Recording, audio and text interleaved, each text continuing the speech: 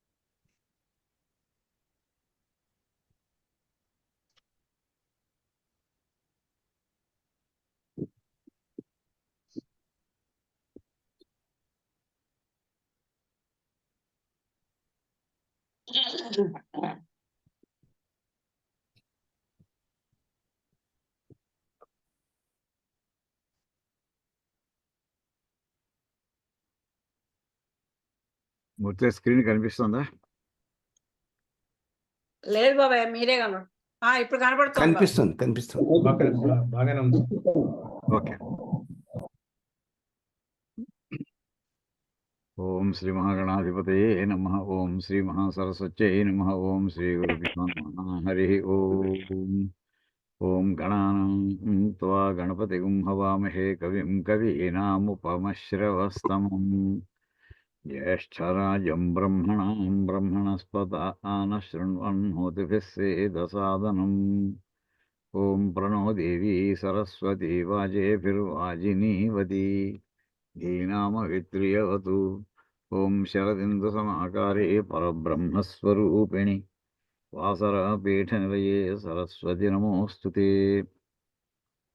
ఓం వాగీశాజ్యాः సుమనసः సర్వార్థానాముపక్రమే యం నత్వా కృతకృత్యా స్యుస్తం నమామి గజాననం.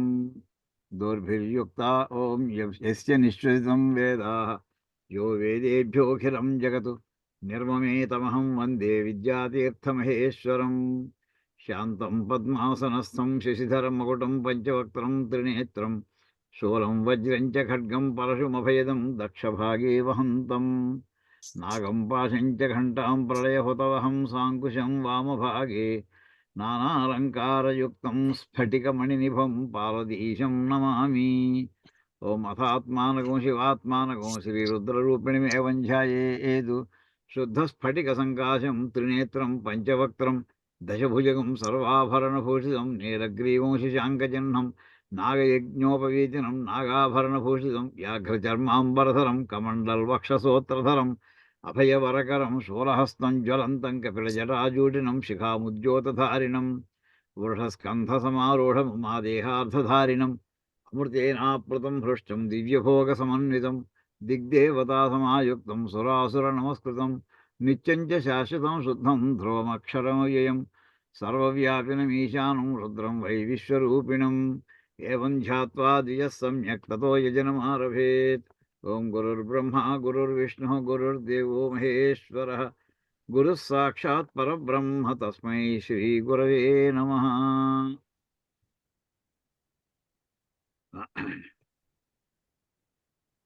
మనం ఈ రుద్రాధ్యాయంలో అంటే కృష్ణ యజుర్వేదానికి సంబంధించినటువంటి తైత్తిరీయ శాఖలో 4వ కాండలో ఉండేటటువంటి 5వ పన్నం, అది నమకం. దాన్ని రుద్రాధ్యాయం అంటారు. ఈ రుద్రాధ్యాయంలో 10వ అనువాకం మనం భాష్యం చెప్పుకుంటూ ఇంకా వాక్యాలు ఇంకా ఉన్నాయి 10వ అనువాకంలోవి. కిందటి వారం ఈ యాతే రుద్ర శివా తను శివా విశ్వాహ భేషజీ శివా రుద్రస్య భేషజీ తయానో మురళ జీవసే అనే ఈ వాక్యానికి, ఈ 2 వాక్యాలకి మనం అన్వయం చెప్పుకున్నాం అండి, భాష్యం చెప్పుకున్నాం. ఇప్పుడు ఈవేళ అంటే అక్కడ ఏమిటంటే 2 రకములైనటువంటి అనుగ్రహాలు కావాలి. ఒకటి ఈ లోకంలో సుఖశాంతులు ఏవైతే ఉంటాయో అలాంటి లౌకికమైనటువంటి సుఖశాంతుల్ని ప్రసాదించు. ఇది కాకుండా శాశ్వతమైనటువంటి మోక్ష మార్గాన్ని కూడా మాకు అనుగ్రహాన్ని కావాలయ్యా అని చెప్తూ కింద దాంట్లో చెప్పుకున్నాం. ఇప్పుడు దీంట్లో తర్వాత వాక్యం చూస్తేనండి, ఇమాగం రుద్రాయ తవసేకపర్దినే క్షయద్వీరాయ ప్రభరామహే మతిం యథా నశ్యమసద్విపదే చతుష్పదే విశ్వం పుష్టం గ్రామే అస్మిన్ననాతురం అనేటటువంటి 2 వాక్యాలు ఉన్నాయండి ఇక్కడ. వీటికి ఇవాళ భాష్యం ప్రారంభించాలి. ఇది చూద్దాం. ప్రభాష్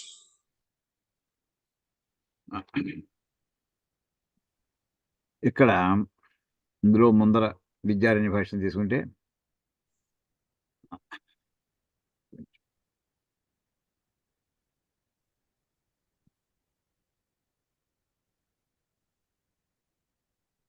అథ తృతీయాం ఆహ ఇవన్నీ కూడా రుక్కులని చెప్పారు.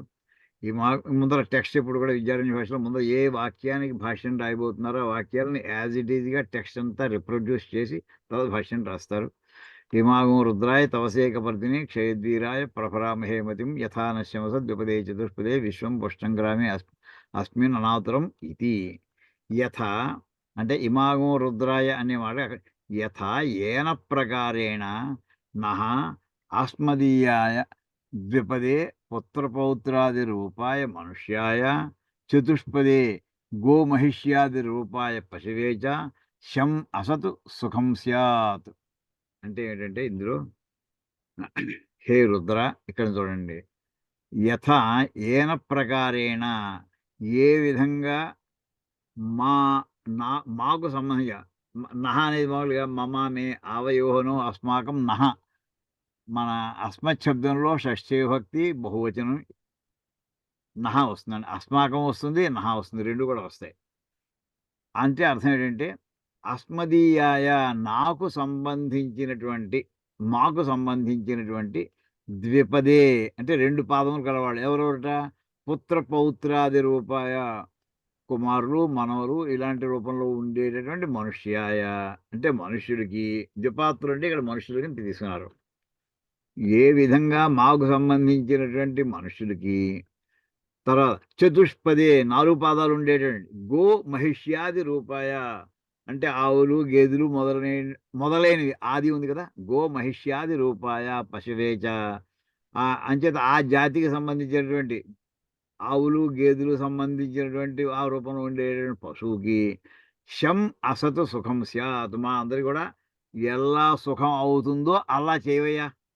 అంటే మా ఇంట్లో మా బంధువులందరూ మా పిల్లలు మా మనవలు పిల్ల పాప అంటారు సరే ఆ మాటకి పుత్ర పౌత్రాది రూపాయ పౌత్రులే ఒక్కలే దోహితుడు కూడా కావచ్చు, ఆది రూపాయ ఉంది కదా, అంచేత కుర్రాళ్ళు అంటే మన పిల్లలు అంటే మన సంతానము అని మొత్తం బ్రాడ్గా తీసుకోవచ్చండి. మన ఇంట్లో మొత్తం ప్లస్ పరివారము ప్లస్ ఇంట్లో ఉండేటువంటి పశువులు ఆ పశు సంపద అంతా కూడా సుఖంగా ఉండుగాక. అంతేకాదు మా ఇంట్లో ఉన్న వాళ్ళని అంత స్వార్థపడి అనుకుంటాం, అలా కాదు.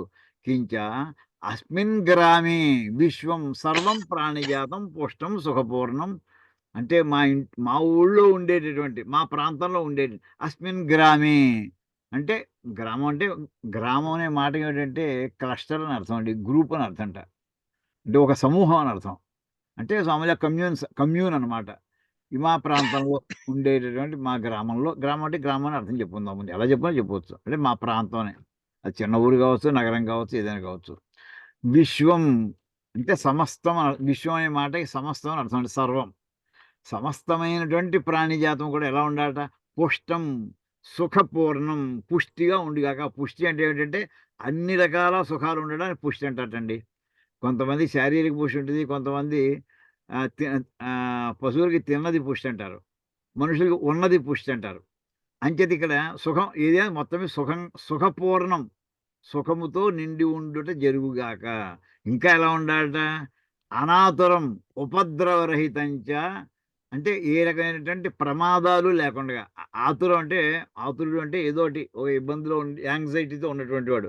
అనాతురం ఏ రకమైనటువంటి యాంగ్జైటీ లేకుండా ఉండేట్లాగా అంటే ఎప్పుడు వస్తుంది ఉపద్రవాలు ఉన్నప్పుడే, ఓ భూకంపమో వరదో వచ్చి మొత్తం తెర కొట్టుకుపోయి అనుకోండి అంత బాధే అది. అంటే ఆ ఉపద్రవమే రాకపోతే మాకు సుఖంగానే నడుస్తుంటుందయ్యా.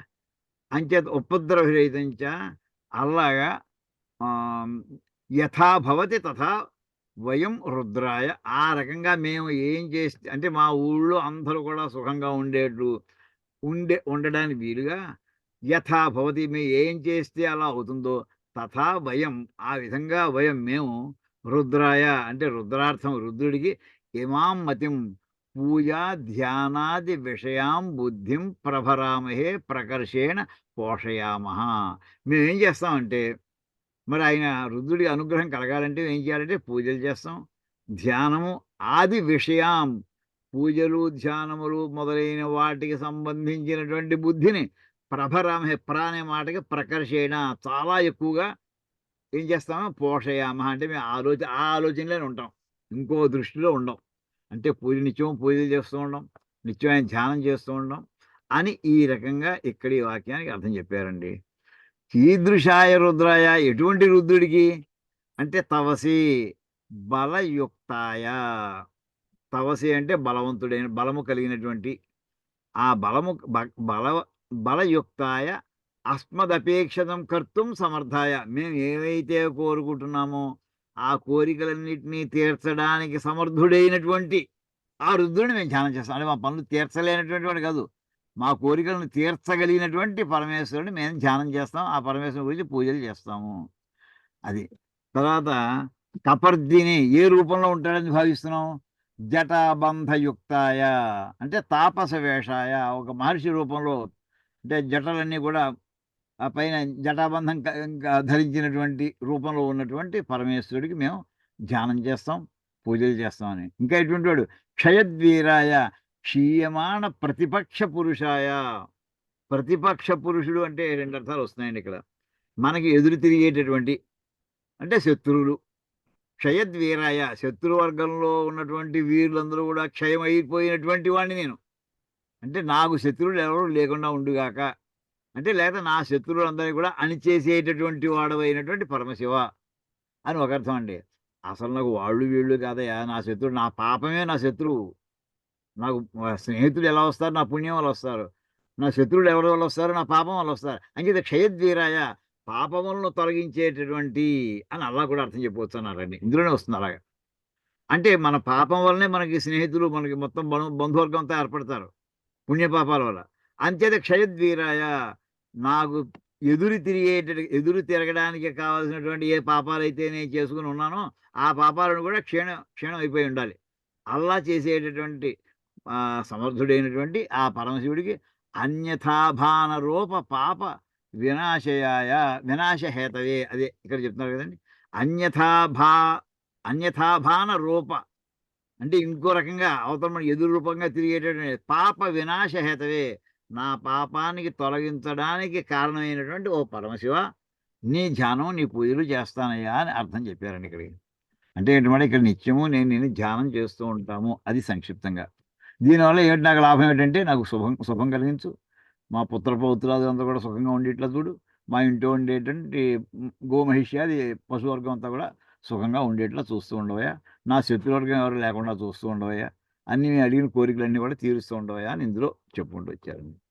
దీనికి భట్టభాస్కర భాష్యం రాశారు చూడండి. ఇక్కడ ముందు ఇందులో ఋషి దేవతా ఛందస్సులు చెప్తారు కదా. ఇమాగం రుద్రాయ తవసేకపద్ని ఇది ద్వయోహ మాండవ్య ఋషి. ఇప్పుడు ఇక్కడ ఈ మంత్రానికి రెండు వాక్యాలు ఉన్నాయండి ఇక్కడ. ఇక్కడ ఇమాగం రుద్రాయ తవసేకపద్ని క్షయద్వీరాయ ప్రభర, దీనికి యథా నశ్యమసద్దుపదే చతుష్పదే విశ్వం పుష్టంగ్రామే అస్మిన్ అనాతురం, ఇదంతా ఒక మంత్రంగా తీసుకోవచ్చు. దీని తర్వాత వాక్యాన్ని కూడా ఈ రెండిటికి ద్వయోహ మాండవ్య మహర్షి ద్రష్ట. రెండోది ఛందస్సు ఏమిటి? ద్వే అపి జగత్యవు, జగతి ఛందస్సు, రెండు వాక్యాలు కూడా. తర్వాత దేవత ఎవరయ్యా? రుద్రో దేవత. రుద్రుడు ఎప్పుడు కూడా మనం గాయత్రి జపం చేసినా కానీ ఋషి దేవత ఛందస్సులు చెప్తామండి. అలాగే ప్రతి మంత్రానికి ఉంటాయి, తెలియకపోతే ఇంకా మంత్రాధిష్టాన దేవత అంటాం అంతే. ఇంకా ఏమండి? కేచిదాహు ఋగ్ద్వయ సముదాయాత్మక ఏకో మంత్ర, ఈ రెండు రుక్కులు ఏవైతే ఉన్నాయో ఆ రెండు రుక్కులు కలిపి ఒకటే మంత్రం అని కొంతమంది అంటారు. ఛందస్సు ఏమిటి? ఆ రకంగా అనుష్ఠుప్ ఛంద ఇది, అనుష్ఠుప్ ఛందస్సు అని కొంతమంది అంటుంటారు. అని అక్కడ మామూలుగా దాని యొక్క లక్షణం, మంత్ర లక్షణం చెప్పారండి. ఇంకా భాష్యంలోకి వస్తే, అర్థంలోకి వస్తే, ఇమాగం రుద్రాయ ఇది ఇక్కడ చూడండి ఎంత జాగ్రత్తగా రాస్తున్నారో, ఎంత వివరణగా ఇస్తున్నారు. ఇమాం మతిం కీదృశీం కీదృశీం బుద్ధిం మానస పూజాఖ్యాం రుద్రాయ ప్రభరామహే. మేము మానస పూజ అని చెప్పబడేటటువంటి విధంగా మా బుద్ధిని నీ యందు ప్రకర్షేణ ధారయమః, నీ యందు నిలుపుకుని ఉంచుకుంటామయ్యా. అంటే నిత్యము మేము శివమానస పూజని చేసుకుంటూ ఉందుముగాక. అంటే ఇమాం మతిం ఈదృశీం బుద్ధిం, ఎటువంటి బుద్ధి అంటే మానస పూజాఖ్యాం, మానస పూజ అని పేరు కలిగినటువంటి బుద్ధిని ఎవరి యందు? రుద్రుడికి ప్రభరామహే ప్రకర్షేణ ధారయామః, అంటే మా బుద్ధిని ఆయన యందు మేము అలా నిలబెట్టుకుంటూ ఉంటాము అని అన్నారండి. ఎంతసేపయ్యా? రుద్రం అంటే ఏంటనమాట? రుద్రం సర్వదా మనసా పూజయామః ఇది యావత్. మరి ఇంత భాష్యం రుద్రుణ్ణి నిత్యము కూడా మేము మనసుతోటి పూజ చేసుకుంటూనే ఉంటాము అని అర్థం అండి. ఇక్కడ ఎప్పుడైతే ఈ మాట అన్నారో వెంటనే శివమానస పూజలో ఉండేటటువంటి మన జగద్గురువులు శంకరాచార్య వారు మనకి ఇలాంటి పదాలు చూసే ఎలా ధ్యానం చేయాలి, మనసుతోటి పూజ ఎలా చేయాలి, ఆయన్ని ధ్యానం ఎలా చేయాలి అనేప్పటికీ ఒక్కసారి మళ్ళీ ఆ వాక్యాలు కూడా, ఆ శ్లోకాలు చూద్దామండి. అసలు ఇక్కడ ఆయన ధ్యానం చేస్తామని చెప్తున్నారు చూసారు కదా. మనసా పూజయామః అంటే మానస పూజే, ఇంక అనుమానం అక్కర్లేదు దీనికి. మన శివమానస పూజే. ఇంకా ఇంకా ధ్యానం కూడా ఇందులో వస్తుంది. యమాం మమ మతిం స్తుత్యాత్మికాం పూజాయ. ఇంకా ఎలా చూడండి, ఇక్కడ వెనకాల వస్తాం, మళ్ళీ వెనక్కి వస్తామండి. యమాం మమ మతిం, నా ఈ బుద్ధిని స్తుత్యాత్మిక స్తోత్ర రూపంగా ఉండేటటువంటి పూజని రుద్రాయ ప్రభరామహే, సర్వదా రుద్రం స్తుత్య ఆరాధయామః ఇత్యర్థః. అంటే ఈ స్తోత్రముతోటి పరమశివుణ్ణి నిత్యము మేము స్తోత్రం చేసుకుంటూ ఆరాధన చేసుకుంటూ ఉంటాము అని అన్నారండి ఇక్కడికి. అంటే ఒక్కసారి మనకి ఏమిటనిపిస్తుందంటే యద్వా అంటే ఇంకా చెప్తున్నారు. స్తుతిభిః హవిషాం ప్రదానైశ్చ తద్విషయాం మతిం అవిచ్ఛిన్నాం కుర్మః ఇత్యభిప్రాయః. స్తుతిభిః అంటే స్తోత్రముల చేత, హవిషాం ప్రదానైశ్చ అంటే హోమముల చేత, అంటే రుద్రహోమాలు అనమాట. హవిషాం ప్రదానైశ్చ హవిస్సులను ఇచ్చుట చేత, తద్విషయాం మతిం దానికి సంబంధించి, ఎవరి విషయం?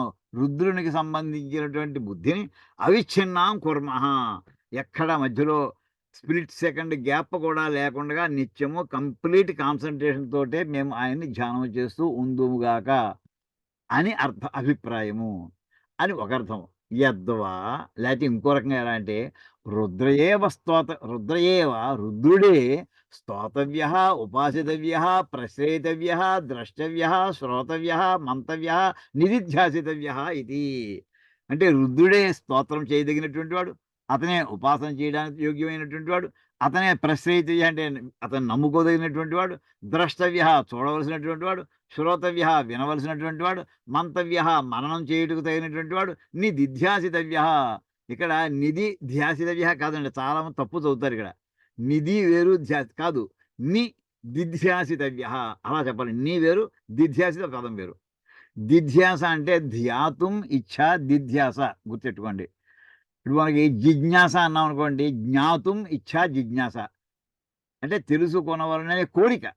వాడు తెలిసేసుకున్నాడు కాదు, అసలు తెలుసుకోలేదే కాదు, వాడు తెలుసుకుందామని కోరుకుంది. చదువుకోవాలనే కోరిక, మంచినీళ్ళు తాగాలనే కోరిక, ఆకలి అన్నం తినాలనే కోరిక, ఇవి కార్యక్రమం చూపిస్తుంటాయి.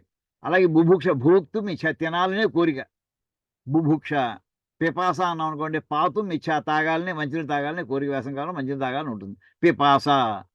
అలాగే ఇక్కడ ఏంటంటే ఎటువంటిది? ఇక్కడ దిధ్యాస, ధ్యాతుం ఇచ్చ ధ్యానం చేసుకోవాలని నాకు అభిప్రాయం కలిగింది, దాన్ని దిధ్యాస. మరి నీ అంటే నితాంతం మామూలుగా అలా దిధ్యాస, మామూలు దిధ్యాస కాదయ్యా, చాలా స్ట్రాంగ్ నాకు లోపల నుంచి భావం కలుగుతుంది, ఈ పూటంతా కూడా ఆయన ధ్యానంలోనే గడపాలి అని ఆ రకంగా. తద్విషయాం ఏవ మతిం సర్వదా బిభ్రుమః ఇది. ఆ రకమైనటువంటి ఆ విషయానికి సంబంధించినటువంటి బుద్ధిని మాత్రమే మేము సర్వదా ఎల్లప్పుడూ బిభ్రుమః మేము నిలబెట్టుకోవాలని కోరుకుంటున్నాము. ఇది కీదృశాయ అనేప్పటికీ ఒక్కసారి మా శివమానస పూజలోకి వెళదామండి. ఆ శ్లోకాలు చూద్దామండి ఒక్కసారి, ఎంత అపూర్వంగా ఉంటాయండి అవి. అసలు అక్కడ ధ్యానంలోకి వెళ్ళేప్పటికండి మనం ఇక్కడ శాంతం పద్మాసనస్థం మనం నిత్యం మనం చెప్పేది మన ప్రార్థనా శ్లోకాలే పెట్టామండి. కానీ ఒక్కసారి ఇప్పుడు ధ్యాన రూపంలో ఒకసారి చూడండి. ధ్యానంలో ఎలాంటి శివుడిని మనం చదివేసుకుంటూ వెళ్ళిపోతున్నాం ప్రార్థనా శ్లోకాల కింద. కానీ దాని ధ్యాన శ్లోకాలు పెట్టిన దాంట్లో ఏ రకమైనటువంటి మూర్తి ఇక్కడ చూడండి. శాంతం, ఏ రకమైనటువంటి అలజడి లేదు ఆయనకి. హాయిగా తపస్సు చేసుకోవడానికి కూర్చొని ఉన్నాడు ఆయన. ఏమండి? శాంతం అంటే ఒక మన్మధుడు రావడం, అప్పుడు ముక్కు కోపంతోటి ఉండడం, లేతే పార్వతీ పక్కన ఉండడం, ఆ ప్రణయ స్వరూపంలో ఉండడం ఏమీ లేవు అక్కడ. పద్మాసనస్థం అంటే యోగాసన స్థితిలో కూర్చున్నాడండి. పద్మాసనం వేసుకొని. శశిధర మకుటం, చంద్రవంకన శిరస్సు మీద ధరించినటువంటి వాడు. పంచవక్త్రం, 5 శిరస్సులు కలిగినవాడు. ఏమిటయ్యా 5 శిరస్సులు ఏమిటయ్యా అంటేనండి భాష్యంలోనే రాస్తున్నారండి. మనకి సద్యోజాత ముఖాయ స్వహ, వామదేవ ముఖాయ స్వహ, తత్పురుష ఇవన్నీ చెప్తారు కదండీ! ఇవన్నీ 5 కూడా మంత్రాలే ఆయన ముఖముటండి. ఒకసారి చెప్పుకుందాం. ఆ ముఖములు ఏమిటంటే 5 ముఖములు ఏమిటంటే ఓం సజ్జోజాతం ప్రపద్యామి సజ్జోజాతాయ వై నమో నమః. భవే భవే నాతి భవే భవస్వ మాం భవోద్భవాయ నమః. అది ఒక ముఖం అండి. సజ్జోజాత ముఖం. వామదేవాయ నమో జ్యేష్ఠాయ నమః శ్రేష్ఠాయ నమో రుద్రాయ నమః కాలాయ నమః కలవికరణాయ నమో బలవికరణాయ నమో బలాయ నమో బలప్రమథనాయ నమః సర్వభూతదమనాయ నమో మనోన్మనాయ నమః. అది వామదేవ ముఖం అండి. అఘోరేభ్యోథ ఘోరేభ్యో ఘోరఘోరతరేభ్యః సర్వేభ్యః సర్వశర్వేభ్యో నమస్తే అస్తు రుద్రరూపేభ్యః. ఈ మంత్రమే అఘోర ముఖం అండి. తత్పురుషాయ విద్మహే మహాదేవాయ ధీమహి తన్నో రుద్రః ప్రచోదయాత్. అది తత్పురుష మంత్రం.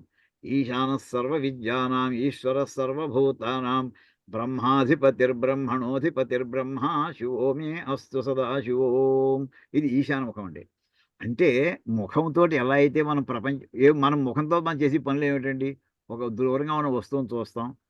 దూరంగా ఉన్నటువంటి పరిమళంతో దాని యొక్క వాసనని ఆఘ్రాణం చేస్తాం. లేదా మనకేమైనా బుభుక్ష ఉంటే దాన్ని ఏమైనా తినడానికి ప్రయత్నం చేస్తాం. లేదా 4 మాటలు మాట్లాడడానికి ప్రయత్నం చేస్తాం. లేదా శబ్దాలు వినడానికి 7 మొత్తం ఇందులో ఈ ఇంద్రియాలని ప్రధానమైన జ్ఞానేంద్రియాలన్నీ ఇక్కడే ఉన్నాయి కదండీ శిరస్సులో. ఇలాంటి 5 శిరస్సులతోటి ఆయన విశ్వంలో జరుగుతున్నటువంటి ప్రతిక్రియని, ప్రతి జీవి యొక్క ప్రతిక్రియని నిత్యము గమనిస్తూ ఉంటాడు అని అదిటండి. సర్వజ్ఞత్వానికి సూచిక ఏంటంటే పంచవక్త్రం. అనుక్షణం ఇప్పుడు కాసేపు చూసి సిస్టమ్ ఆఫ్ చేసి అలా ఏం లేదు. త్రినేత్రం, వీళ్ళు మామూలుగా మాట వినరు. ఇక్కడ కొరడా ఉంది అంటే జాగ్రత్త వినే స్వభావం మనందరికీ అంతేనండి. ఇక్కడ ఎవడో మన అబ్జర్వ్ చేస్తున్నాడు, వేరంటారు సర్వేలెన్స్ అంటే జాగ్రత్తగా ఉంటాం. లేదంటే ఎలా బిహేవ్ చేస్తారో అలా బిహేవ్. త్రినేత్రం, మూడో కన్ను తెరుస్తాడు. అది జ్ఞాననేత్రం అది. అదే జ్ఞానమే అగ్నిగా కాల్చి పడేస్తుందండి. ఇంకా ఇవి కాకుండా ముఖం వర్ణించాడు. అంటే శిరోభాగం అయిపోయిందండి. శూలం, ఇప్పుడు కుడివైపు నుండేటండి ఎన్ని శూలం, వజ్రం, ఖడ్గం, పరశుం, అభయదం, దక్షభాగే వహంతం. కుడివైపు దక్షభాగం అంటే కుడివైపు అండి. ఈ 5 హస్తాలు చేతితో పెట్టుకున్నాడండి.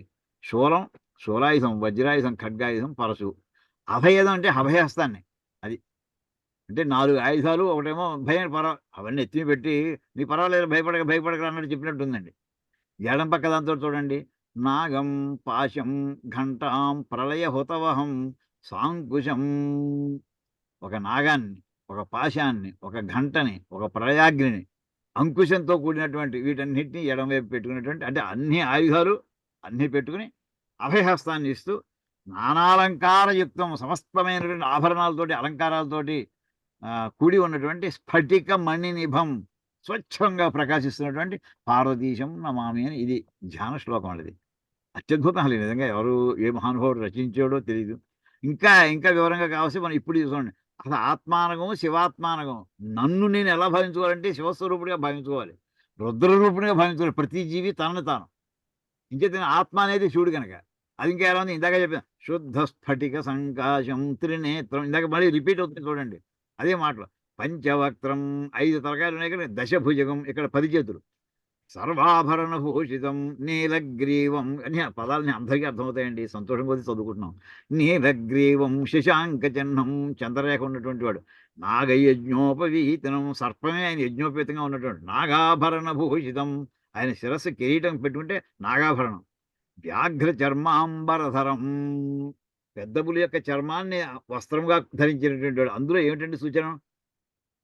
పెద్ద పులిని అసలు చూడడానికే భయపడతాం. ఈయన్ని కూడా ఈయనతో చెలగాటాలు ఆడుకోవద్దు ఎవరు కూడా. పెద్ద పులితో చెలగాటం ఆడొద్దంటారు. అలాగా ఆయన కట్టుకున్నటువంటి బట్ట పెద్ద పులి ఈయన్ని చూసి భయపడుతుందండి.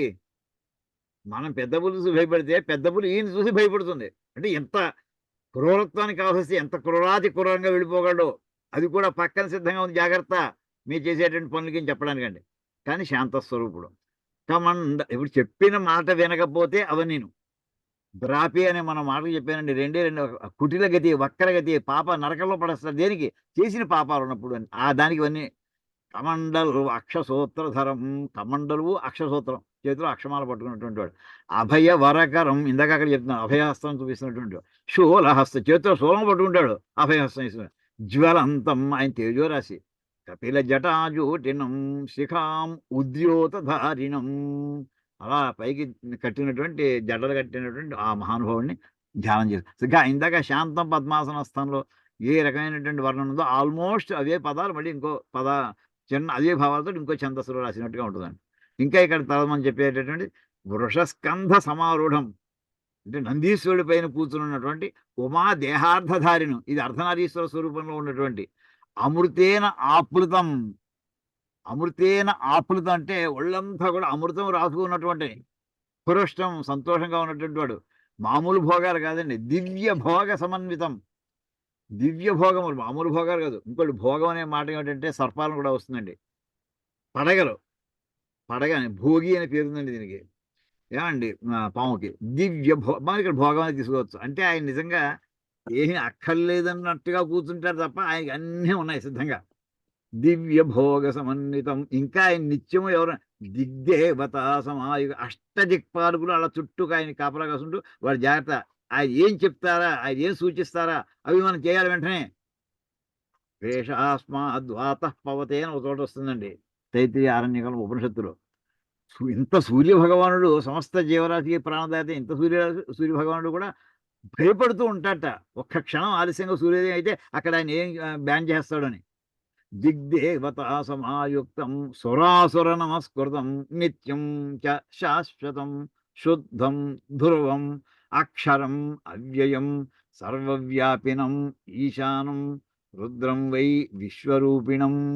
ఏవం ధ్యాత్వా ఈ విధంగా ధ్యానం చేసి ద్విజ సమ్యక్ తతః యజనం ఆరభేద్.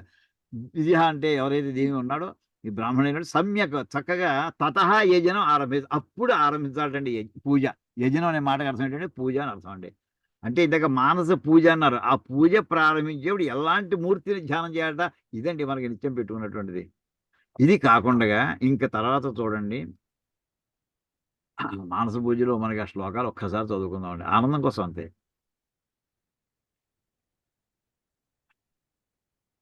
ఇది అందరికీ చాలా మందికి వచ్చే ఉంటాయండి ఇవి.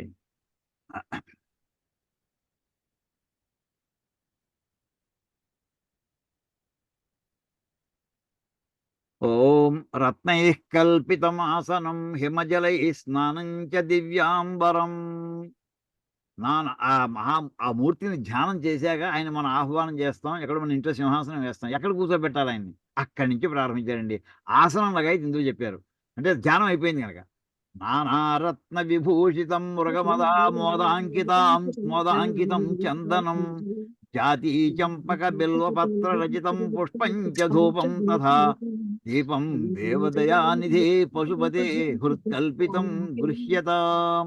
రత్నై కల్పితమాసనం నవరత్నాలతో తయారు చేసినటువంటి సింహాసనం. అంటే ముందర ఆసనం సమర్పయామి అని మనసులో అనుకోవడం. హిమజలై స్నానంచ వెంటనే పాదయోపాద్యం హస్తయోర్ఘ్యం ముఖే ఆచమనీయం తర్వాత స్నానం అంటాడు.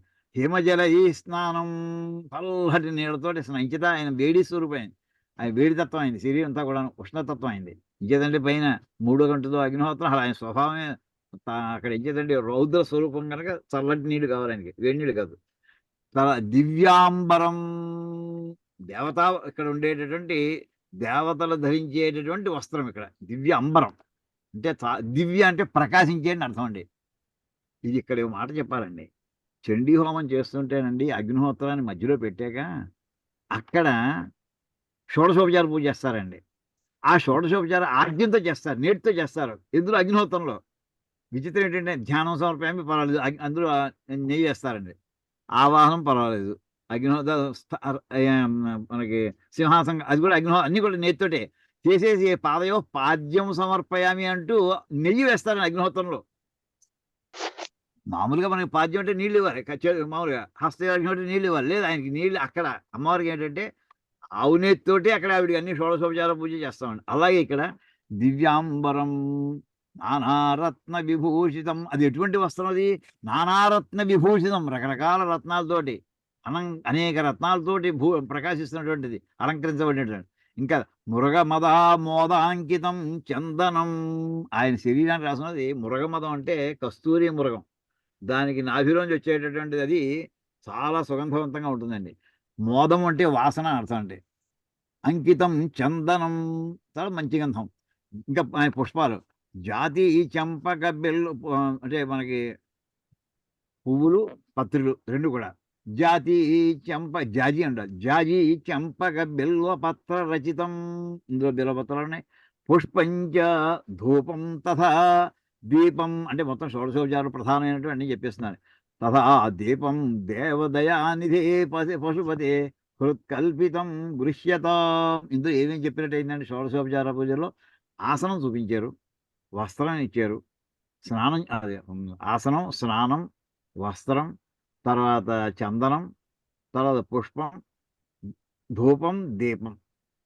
ఏమంటే 7 ఉపచారాలు ఇందులో వచ్చాయండి. తర్వాత సౌవర్ణే నవరత్న ఖండ రచితే పాత్రే ఘృతం పాయసం భక్ష్యం పంచవిధం పయోదధియుతం రంభాఫలం పానకం శాకానామయుతం జలం రుచికరం కర్పూర ఖండోజ్వలం తాంబూలం మనసా మయా విరచితం భక్త్యా ప్రభో స్వీకురు. సౌవర్ణే నవరత్న ఖండ రచితే, నవరత్నాలతోటి తయారు చేసినటువంటి సువర్ణమయమైనటువంటి పాత్రలో, సౌవర్ణే పాత్ర అనమాట, బంగారు పాత్రలో. ఘృతం, అందులో నెయ్యి. అంటే నెయ్యి అక్కడ గిన్నెలో ఆవు నెయ్యి మామూలుగా భోజనం కలుపుకోవడానికి మనం మామూలుగా గేదె నెయ్యి వాడతాం అనుకోండి, అక్కడ ఆయనకి నెయ్యి అంటే అక్కడ ఆవు నెయ్యి. ఇంకా లేదంటే అక్కడ కామధేను ఉండగా ఇంక ఇవన్నీ ఎందుకండి మన మిగతాది. పాయసం భక్ష్యం పంచవిధం, భక్ష్య భోజ్య చోష్య లేహ్య పానీయాలు మొత్తం అక్కడ 5 రకాలు చెప్తారండి. పంచవిధం పయోదధియుతం, పాలు పెరుగుతో కూడినటువంటి. రంభాఫలం పానకం, పళ్ళు కూడా అందులో అరటిపళ్ళు వీని కూడా. పానకం శాకానాం అయుతం. ఎన్ని రకాల కూరలు అంటే అయుతం అంటే 10,000 రకాల కూరలు అండి, 10,000 రకాలు. జలం రుచికరం కర్పూర ఖండోజ్వలం, ఇవన్నీ కూడా అర్థమవుతాయి కదండి. తాంబు అంటే అది భోజనం ఇంత అయిన తర్వాత, అంటే మళ్ళీ మామూలుగా భోజనం అంతా అయిన తర్వాత మధ్య మధ్య పానీయం సమర్పయామి అంటుంటామండి. అదంతా కూడా జరపడం అయిపోయింది. అదే శాకానం అయితే అయిపోయింది, అప్పుడే భోజనం అయిపోయింది. జలం రుచికరం కర్పూర ఖండోజ్వలం తాంబూలం, కర్పూరంతో వేసినటువంటి కర్పూర తాంబూలం. మనసా మయా విరచితం భక్త్యా ప్రభో స్వీకురు. ఇందులో ఎన్ని ఉపచారాలు వేయండి? భోజనం ఒకటి, నైవేద్యం, నైవేద్యంతో పాటు మిగతాది ఇంకోటి తాంబూలం, ఈ 2 వేయండి వరుసగా. తర్వాత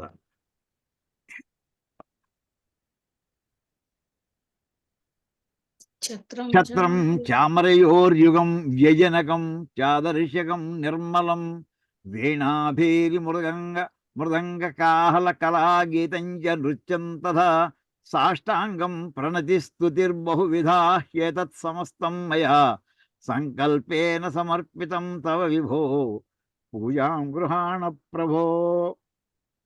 ఇక్కడ ద్వివచనం వాడే చూడండి. చామరయోర్యుగం అంటే చామర అంటే మన ఛత్రమాచార్యామి, చామరం వీజయామి అంటాం సరే, వీజయామి అనే బదులు వ్యజనకం అంటే వీచుట. తర్వాత చామరయో అంటే 2 చామరాలు పట్టుకున్నారనమాట. యుగం అనే మాటకి యుగము, యుగ్మము, యుగళము, ఈ 2 అర్థం వస్తాయండి. చామరయోర్ యుగం 2 చామరములు, అవన్నీ కూడా సమర్పిస్తున్నాయి. ఇవన్నీ కూడా ఏదో పెట్టున్నాయి. దర్శకం, దర్పణం ఏంటంటేనండి, దీని పేరు దర్శనం కూడా అద్దం అండి. అద్దం చూపిస్తాం. మన 64 ఉపచారాల్లో అద్దం చూపించడం కూడా ఉంటుందండి. చాదర్శకం నిర్మల, అదే డస్ట్ పట్టేసినటువంటి అర్థం కాదు, నిర్మలం చాదర్శకం. ఇంకా పక్కనే తర్వాత మన అక్కడ ఛత్రమాచ్ఛాదయామి చామరం నృత్యం దర్శయామి గానం శ్రావయామి అవన్నీ చెప్తాం కదండి. అక్కడ మొత్తం వీణా భేరి మృదంగ కాహల కళా గీతం చ నృత్యం తథా ఇవన్నీ కూడా ఉపచారాలు చేసి సాష్టాంగం ప్రణతి స్తుతిర్బహువిధా హేతు నీ సాష్టాంగ నమస్కారం కూడా సమర్పయామి అంటాం, అది కూడా చేస్తూ అన్నీ కూడా మానసికంగా చేస్తున్నానయ్యా. అక్కడ మానసికానే పూజ వచ్చింది కదండి, దానికోసం చెప్పుకుంటున్నామండి. సంకల్పేన సమర్పితం తవ విధో పూజాం గృహాణ ప్రభో, ఇదంతా చెప్పేసి చివరికి ఇదంతా బాహ్యంగా ఉండేటువంటి శివుడికి మనసుతో చేస్తున్నాం అనుకుంటారేమో, కాదు స్మా. మరి ఆంతరికంగానే లోపల శివుడు ఎక్కడో బయట ఎక్కడో లేడు. అంటే మనం కళ్ళు మూసుకొని బయట శివుడి మీద ధ్యానం చేస్తున్నట్టుగా ఎంతవరకు వచ్చిందండి? కాదండి. ఇప్పుడు చెప్పదలుచుకున్నాడు ఆత్మాత్వం, నా లోపల ఉన్న ఆత్మే నువ్వయ్యా. అంటే చివరికి ఏమంటే ఆంతరంగికంగా లోపల తిప్పేశాడు కెమెరాని. లోపల ఉన్నావు నువ్వు, అసలు బయట కాదయ్యా. ఆత్మాత్వం, మరి నా బుద్ధి గిరిజామతి, ప్రకృతియే నా బుద్ధియే. అమ్మవారు గిరిజ అంటే పార్వతీదేవి. అంటే పార్వతీ పరమేశ్వరుడు అంటాం కదా, పరమేశ్వరుడేమో నా ఆత్మ అయితే వెంటనే దాని నెక్స్ట్ లెవెల్ ఏమిటంటే బుద్ధి, అది కాస్త పార్వతీదేవి. మరి ప్రాణాలు సహచరా ప్రాణా, నా లోపల శరీరంలో ఉన్నటువంటి ప్రాణాలే నా స్నేహితుడు. శరీరం గృహం, ఇది మా ఇంట్లో చేస్తున్నటువంటి దేవతార్చన. ఆ దేవతార్చన ఎక్కడ చేస్తున్నాను? మా ఇంట్లో అంటే నా శరీరంలో చేస్తున్నాడు. శరీరం గృహం పూజాతి విషయం. ఇందులో ఏమైనా పూజలో రకరకాల మనం క్రియలు చేస్తూ ఉంటాం, మధ్యలో నీళ్లు వదిలిపెడుతూ ఉంటాం, హారతిస్తూ ఉంటాం. ఇవన్నీ కలిపి విషయోపభోగ రచన, నేను ఇంట్లో మొత్తం ఎన్ని రకాల వ్యవహారాలు చేస్తూ ఉంటానో ఈ శరీరంతో, అవన్నీ నీ పూజనయ్యా. విషయ అంటే నేను టీవీ చూస్తున్నా, లేకపోతే ఇంకోటి పచ్చడి తింటున్నా, నా చప్పలిస్తున్నా, ఇంకోటి తింటున్నా, ఇవన్నీ నీ పూజలో అంతర్భాగాలుగా అనుకోండి. మరి నిద్ర సమాధి స్థితి, శరీరంతో నేను చేసే నిద్ర ఏదైతే ఉందో అది సమాధి అనుకోబోయా కాసేపు నీ పూజలో, అందులో తాదాత్మ్యం చెందిపోయి నీలో. సంచార పదయో ప్రదక్షిణ విధి, నేను పాదాలతో తిరిగేటటువంటి తిరుగుళ్ళని ఏవైతే ఉన్నా అది నీ చుట్టూ ప్రదక్షిణ చేస్తున్నాను అనుకో. స్తోత్రాన్ని సర్వాగిర, నేను మాట్లాడుతున్నటువంటి ఇంట్లో వాళ్ళతో కానీ, ఆఫీసు వాళ్ళలో కానీ, ఇంకో పనిలో కానీ ఏవే మాటలు నా నోట్లోంచి వస్తున్నాయో అవన్నీ నీ స్తోత్రాలనే అయ్యా.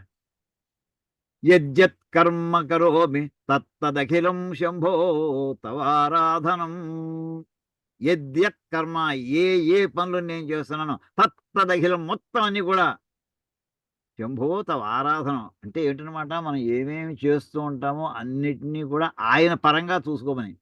అవి చేసేప్పుడు ఆయన ధ్యానం చేసుకోవాలని. అంతా అయిపోయిందా టికెట్ సంతకం పెట్టేయడం కాదండి ఇది. తవ ఆరాధనం కరచరణ కృతం, అంటే కరచరణ కృతం, చేతులతోటి కాళ్ళతోటి చేసేటట్టు. వాక్కాయజం కర్మజం వా, అంటే వాక్కుతో కానీ శరీరంతో కానీ, చేతుల పనుల ద్వారా కానీ. శ్రవణ నయనజం వా, శ్రవణం అంటే చెవులు, నయనం అంటే కళ్ళతోటి. మానసం వా అపరాధం, ఇంకా అపరాధ క్షమాపణ స్తోత్రం అది. ఏమేం చేస్తాం? విహితం అవిహితం వా, తెలుసుండి కానీ తెలియకుండా కానీ చేస్తాం. సర్వమేతత్ క్షమస్వ జయ జయ కరుణాబ్ధే శ్రీ మహాదేవ శంభో అంటూ శంకరాచార్య వారు మనకు అత్యద్భుతమైనటువంటి మానస పూజా విధానాన్ని మనకి అందించారండి. అత్యద్భుతమైనది. ఈ రకంగా మనం ఈ పూజలన్నీ చేసుకుని అప్పుడు తర్వాత ఇందాక కంటిన్యూ పెడదామండి.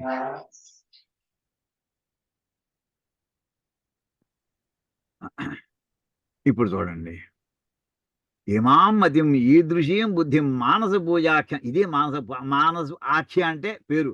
మానస పూజ అనేటటువంటి ఈ బుద్ధిని, ఈ రకమైన బుద్ధిని హే రుద్రాయ ప్రభరామి, హే నేను మీ యందు ఎప్పుడు స్థిరముగా ధారయామ నిలబెట్టుకుంటూ ఉండుగాక. ఎంతమంది చదివేసేమనండి. ఇందాక ఇంకోటి అంటే రుద్ర ఏవ స్తోతవ్య, ఈ వాక్యం ఎక్కడో తెలుసునండి. ఇక్కడ ఈ వాక్యం ఎలా ఉందంటే, ఈ భాష్యవాక్యం మనకి యజుర్వేదంలో వాక్యం వస్తుందండి. ఆత్మ పదార్థాన్ని గురించి వేదాంతంలో వస్తుందండి. ఆత్మ పదార్థాన్ని గురించి చెప్పేప్పుడు ఆత్మావా, యాజ్ఞవల్క్య మహర్షి ఆయన ద్రష్ట, ఆ వాక్యానికి ఆయన చెప్తారు, ఆత్మావారే ద్రష్టవ్య శ్రోతవ్య మంతవ్య నిధిధ్యాసిత. చాలా వరల్డ్ ఫేమస్ కొటేషన్ అండి. ఆత్మ గురించి ఏం చేయాలి, నాకు ఆత్మజ్ఞానం కావాలి అంటాం అనుకో. ఏం లేదయా, చాలా సింపుల్ అయ్యి 4 పనులు చేయవయ్యా. ఆత్మ ఏవ ద్రష్టవ్య, ఆత్మనే చూడంతే. దానికి ఏం చేయాలి? శ్రోతవ్య, బాగా చదువుకోదానికి. చదివేస్తే సరిపోదు, దాన్ని మననం చేస్తే సరిపోదు, దానికి ధ్యాస పెట్టు. దిధ్యాస అన్నం సరే, దిధ్యాసితవ్య, ఇవి చేయి. నీ ఆత్మజ్ఞానం కలగకపోతే నన్ను అడుగు. అది ఈజీ అండి అవి. కానీ అంటే మొత్తం హోల్ లైఫ్ టైం సిలబస్ అంతా కూడా 4 పదాలు చెప్పేసారు. దీనికి ఎక్స్ట్రాగా ఇంకో 3 పదాలు వేశారండి. స్తోతవ్య, ఉపాసితవ్య, ప్రశ్రయితవ్య అని వాక్యాలు పెట్టారు ఇక్కడ భాష్యకారులు. ఇది ఇందులో మనకి అపూర్వమైనటువంటి విషయం అండి. ఈ రకంగా మనం పరమాత్మని ధ్యానం చేసుకోమని ఈ వాక్యాన్ని మొట్టమొదటి చెప్పుకోవడం ఇక్కడ సరిపోయిందండి. తర్వాత ముందుకెళ్దాం. తద్విషయామేవ మతిం సర్వదా బిభ్రమ ఇది కీదృశాయ తవసే వర్ధయిత్రే, మమ్మల్ని వృద్ధి పొందించేటటువంటి రుద్రునికి ఇవన్నీ మేము నిత్యము కూడా మానస పూజ మేము చేసుకుంటూ ఉందుగాక అని చెప్పి తర్వాత నెక్స్ట్ తాదృశాయ ఇది వ్యాకరణం చదివాను. యద్వా లేదా తావస్ అక్కడ సమర్థుడు చెప్పారు. అలా కాకుండా ఇంకోటి ఏంటంటే యద్వా తవహ, తవసి అనే మాటకి తవహ అంటే బలం, తవహ అనే మాటకి అర్థం ఏంటంటే బలము. తద్వతే తవసే అంటే మనకి తద్వతే బుద్ధిమంతుడు, గుణము గుణవంతుడు అంటాం సార్. దాని వత్ప్రత్యయం మత్ప్రత్యయం అంటుంటారు. తద్వతే అది కలిగినటువంటి వాడు, బలము కలిగినటువంటి వాడు తవసే, అందు చతుర్థి భక్తి. తర్వాత ఇక్కడ కపర్దిని ఇదివరకు చెప్పడం జరిగిపోయింది. అంటే జటాజోటం కలిగినటువంటి. క్షియంతి నివసంతి వీరాహ అంటే ఇందాక క్షయద్వీరాయ ఇక్కడ మళ్ళీ చెప్తుంది. క్షియంతి రెండు మూడు అర్థాలు ఉన్నాయండి.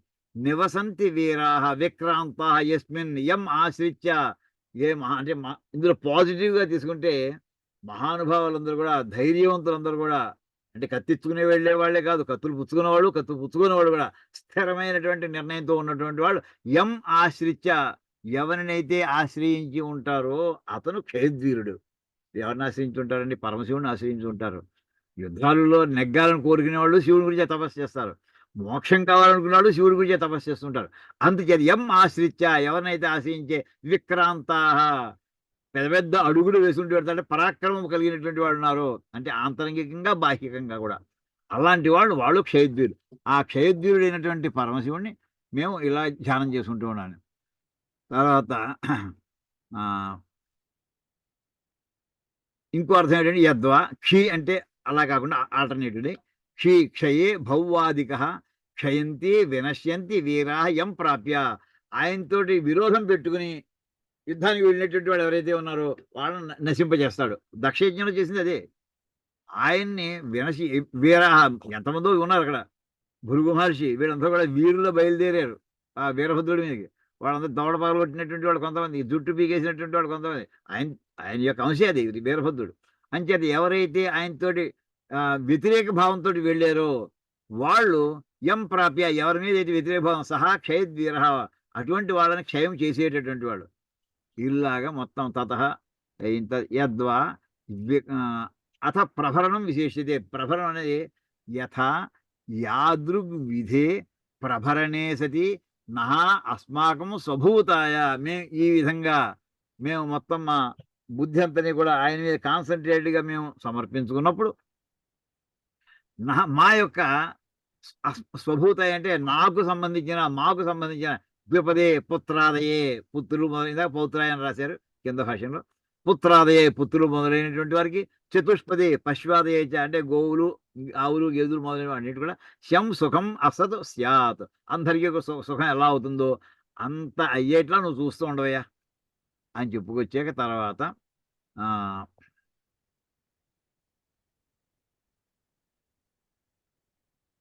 పునశ్చ విశేషతే యథాచ ప్రభర ప్రమాణేషు అస్మాసు అంటే ఆ బుద్ధిని ఆయన ఎందే నిలబెట్టుట అనేటటువంటి నిర్ణయం తీసుకున్నటువంటి మాయందు విశ్వం అపి అంటే సమస్తమైనటువంటి ప్రాణిజాతం యదస్మదీయం, మాకు సంబంధించినటువంటి జీవులందరూ ఎవరెవరు ఉన్నాయో, అది జంతువులు కావచ్చు, మనుషులు కావచ్చు, ఇంకోటి క్రిమికీటాలు కావచ్చు, ఏదైనా కావచ్చు, మాకు సంబంధించిన నభవతి తదపి పుష్టం అనాతురం స్యాత్, వాళ్ళు శుభ్రంగా పుష్టిగా ఇంతవరకు బాగానే ఉన్నారు, ఇంకెప్పటి నుంచి ఉపద్రవాల్లో లేకుండా ఉండేట్లా జరుగుతుందో అలా చేయవయ్యా నువ్వు.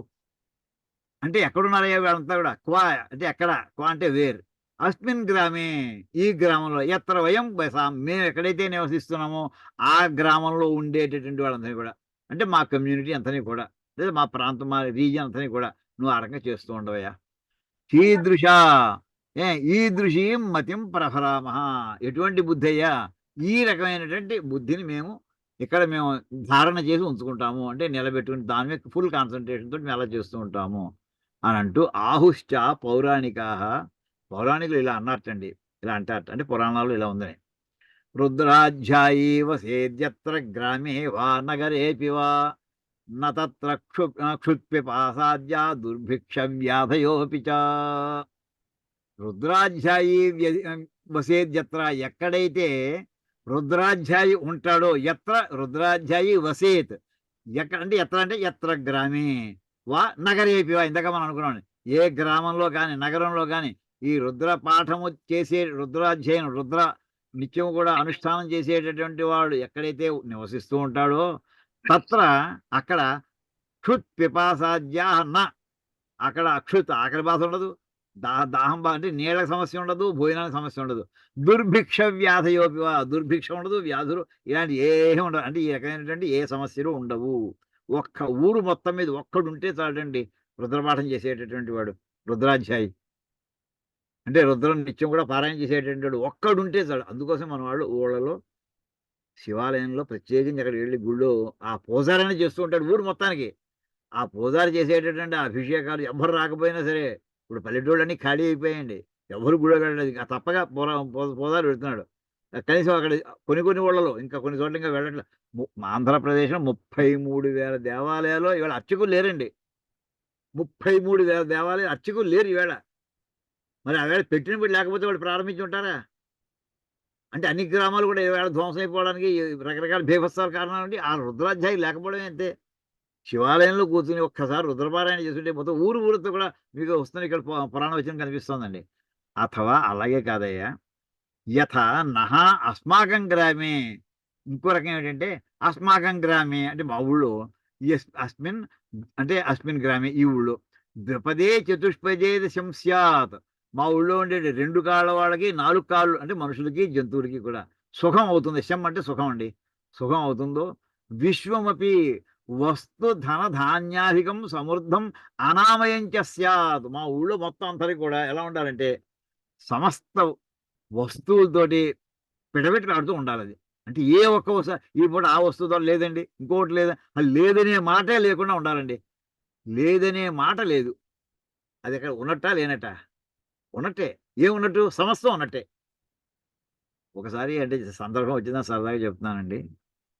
10 ఏళ్ల క్రితం జరిగింది ఒకసారి. జస్ట్ మరి బ్రేక్ ఇస్తున్నాను. తేడా ఏంటంటే ప్రొద్దుటూరులో ఇంజినీరింగ్ కాలేజీలో వేదిక్ మ్యాథమెటిక్స్ మీద నా లెక్చర్ పెట్టారు ఒకసారి. అంటే ఈ మాట వచ్చింది కదా అని గమని చెప్తున్నానండి. జ్ఞాపకం వచ్చి చెప్తున్నాను. పొద్దున్న 9:30, 10కి ప్రారంభించారండి. సాయంకాలం 5 దాకా ఉపన్యాసం ఇచ్చారు. మధ్యలో ఒక అరగంట సేపు బ్రేక్ ఇచ్చారు, అయిపోయింది. అమ్మాయి కాళ్ళు అవుతే కూర్చున్నాను. అప్పుడు ఆ చైర్మన్ రామచంద్రారెడ్డి గారు ఎవరైనా ఇప్పుడు ప్రశ్నలు అడగచ్చు. అబ్బా ఇంకా పెట్టాడే బాబు అని అనుకున్నానండి. అనేప్పుడు ఈ చాలాసార్లు చెప్పాను, మళ్ళీ చెప్తూనే ఉంటాను, సరదాగా ఉంటుంది. వేళ 800 మంది కూర్చున్నారండి ఆడియన్స్లో. ఆ ప్రొద్దుటూరులో ఉండేటి మొత్తం లెక్కలకి ఎవరెవరికి టచ్ ఉంటుందో అందరినీ, high school teachers, elementary school teachers, బ్యాంకులో క్లర్క్స్, అంకెలతో సంబంధం ఉంటుంది, అందరూ పిలిచేశాడు ఆయన మీటింగ్కి. అందులో ఒక ఆయన మాస్టర్ టీచర్ అండి, 8th క్లాస్ టీచర్ ఆయన. మాస్టరు నాకు లెక్కలు నేను 15 ఏళ్ళ నుంచి పాఠం చెబుతున్నానండి, అందరూ పాస్ అవుతున్నారు నా క్లాసులోను, కానీ నాకు డౌట్స్ ఉండిపోయాయి. అది నేను ఎవరిని అడగాలో మాట్లాడకుండా కూర్చుని నేను చెప్పింది వాళ్ళకి కంఠస్థం చేంజ్ చేస్తున్నాను, పాస్ అయిపోతున్నారు అందరూ కూడా. నా డౌట్స్ నాకు ఉండిపోయాయండి. మైనస్ ఇంటూ మైనస్ ప్లస్ ఎలా అవుతుందో 4వ క్లాసు వాడికి అర్థం ఇట్లా ఎలా చెప్పాలి అని అడిగాడండి ఆయన. మైనస్ ఇంటూ మైనస్ ప్లస్ ఎలా అవుతుందో అది ఎవరికిట తనకే కాదు, 4వ క్లాసు వాడికి అర్థం ఇట్లా చెప్పాలి, ఎలా చెప్పాలి? చూడండి ఆయన అడిగిన క్వశ్చన్. ఆ క్వశ్చన్ నేను ఎప్పుడు ప్రిపేర్ అయ్యి లేనండి. ఆయన అంటూ వెంటనే అమ్మవారు ఆవేళ నా చేత చక్కగా చాలాసార్లు చెప్పుకుంటుంటాను. అమ్మవారు సాక్షాత్కారం ఆవేళ జరిగిందని చెప్పుకుంటాను, గౌరవంగా చెప్పుకుంటాను, ప్రేమతో చెప్పుకుంటానండి. ఆయన ఇప్పుడు మామూలుగా అటువంటి మనం దబాయించి చెప్తే అవతల మనకి క్యాచ్ చేసేస్తారు. తెలియదని ఒప్పేసుకోవడం మంచిదండి. నమస్కారం పెట్టేసి ఆయనకి, మాస్టర్ మీ ప్రశ్నకి నా దగ్గర సమాధానం లేదు అని అంతవరకు ఇది నేను స్పృహతో అన్నమాట అండి. మీ ప్రశ్నకి నా దగ్గర సమాధానం లేదు, కానీ అనుకోకుండా ఆ తర్వాత 2వ పార్ట్ నా నోట్లో తరుగుకుంటూ వచ్చేసింది అని నేను అనటం లేదు అన్నానండి. అది నేను అన్నమాట, స్పృహతో అన్నమాట కాదు, నా నోట్లో తరుగుకుంటూ వచ్చేసిన మాట. మళ్ళీ చెప్తున్నానండి, మీ ప్రశ్నకు నా దగ్గర సమాధానం లేదు అని నేను అనటం లేదు. సమాధానం లేదు అనేది లేదు, సమాధానం ఉంది అని అర్థం అండి. అప్పుడు చెప్పానండి, లేదనేది లేదయ్యా.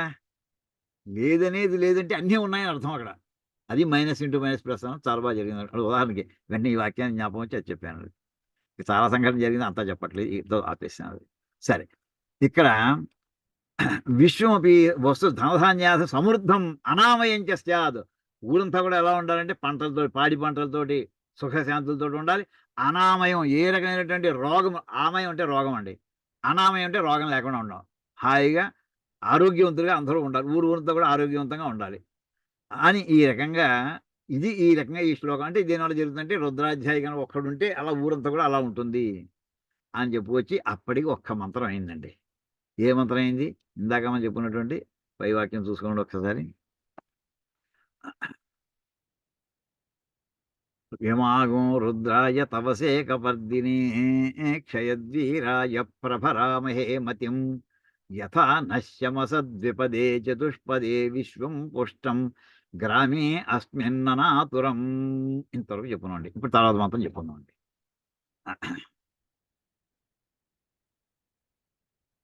అథ ద్వితీయ. ఆ మంత్రం ఏంటి సార్? మంత్రం ఇక్కడ రాశాడండి. మృడానో రుద్రో తనో మయస్కృధి క్షయద్వీరాయ నమసా విధేమతే యచ్చంచయోశ్చ మనురాయజే పితా తదశ్యామ తవ రుద్ర ప్రణీతౌ అని ఈ మంత్రానికి ఇక్కడ అర్థం చెప్పుకోవాలండి. దీనికి ముందర ఈ భాష్యం అన్నారు, ఇక్కడ ఇచ్చారా, పక్క పేజీలో ఇచ్చారు చూద్దాం. ఇక్కడ ఇచ్చారు, విద్యారణ్య భాషలో ఇచ్చారు చూద్దామండి. మృడానో రుద్రో తనో మయస్కృధి. రుద్ర అనే పదం ఉంది కదా, ఇక్కడ వాక్యం ఇది కూడా ఉంది కదండి. మృడానో రుద్రో, ఆ రుద్రాలో అది ఎలాగంటే రుద్రో తను అంటామని కాదు. మృడ, నహ, రుద్ర, ఉత. ఉత అని గుణసంధి అండి ఇది. అంటే అకారానికి ఓకారం పరం అయితే ఓకారం వస్తుందని మన ఈ సంస్కృత పదాంత అకారములకు ఈ అరువులు పరమైనప్పుడు ఏవో అరులు వస్తాయని మనం గుణసంధి చెప్పుకునేవాడు అండి. అది రుద్రో తను అని చెప్తున్నాం అదండి. రుద్రోత నో. మనం ఎన్ని రకాల ఉచ్చారణ దోషాలు చేస్తామో చూడండి, లక్షల సార్లు చేసాము, అన్ని తప్పులే. ఏమండి రుద్ర ఇక్కడ అంటే హే రుద్ర, ఓ రుద్రుడా. నహ ఇక్కడ చూడండి, నహ అస్మాన్ అంటే మమ్మల్ని. ఇది ద్వితీయ విభక్తి బహువచనం అండి. మాం మా ఆవాం నో అస్మాన్ నహ. ఆ అస్మాన్ ఇది నహ అనే మాట ఎక్కడ చేస్తుంది. నహ ఉంది కదండి, ద్వితీయ విభక్తి బహువచనం అండి ఇది. మమ్మల్ని మురడ ఇహ లోకే సుఖయ, మాకు ఈ లోకంలో మాకు సుఖంగా ఉండేట్లా చూడవయ్యా.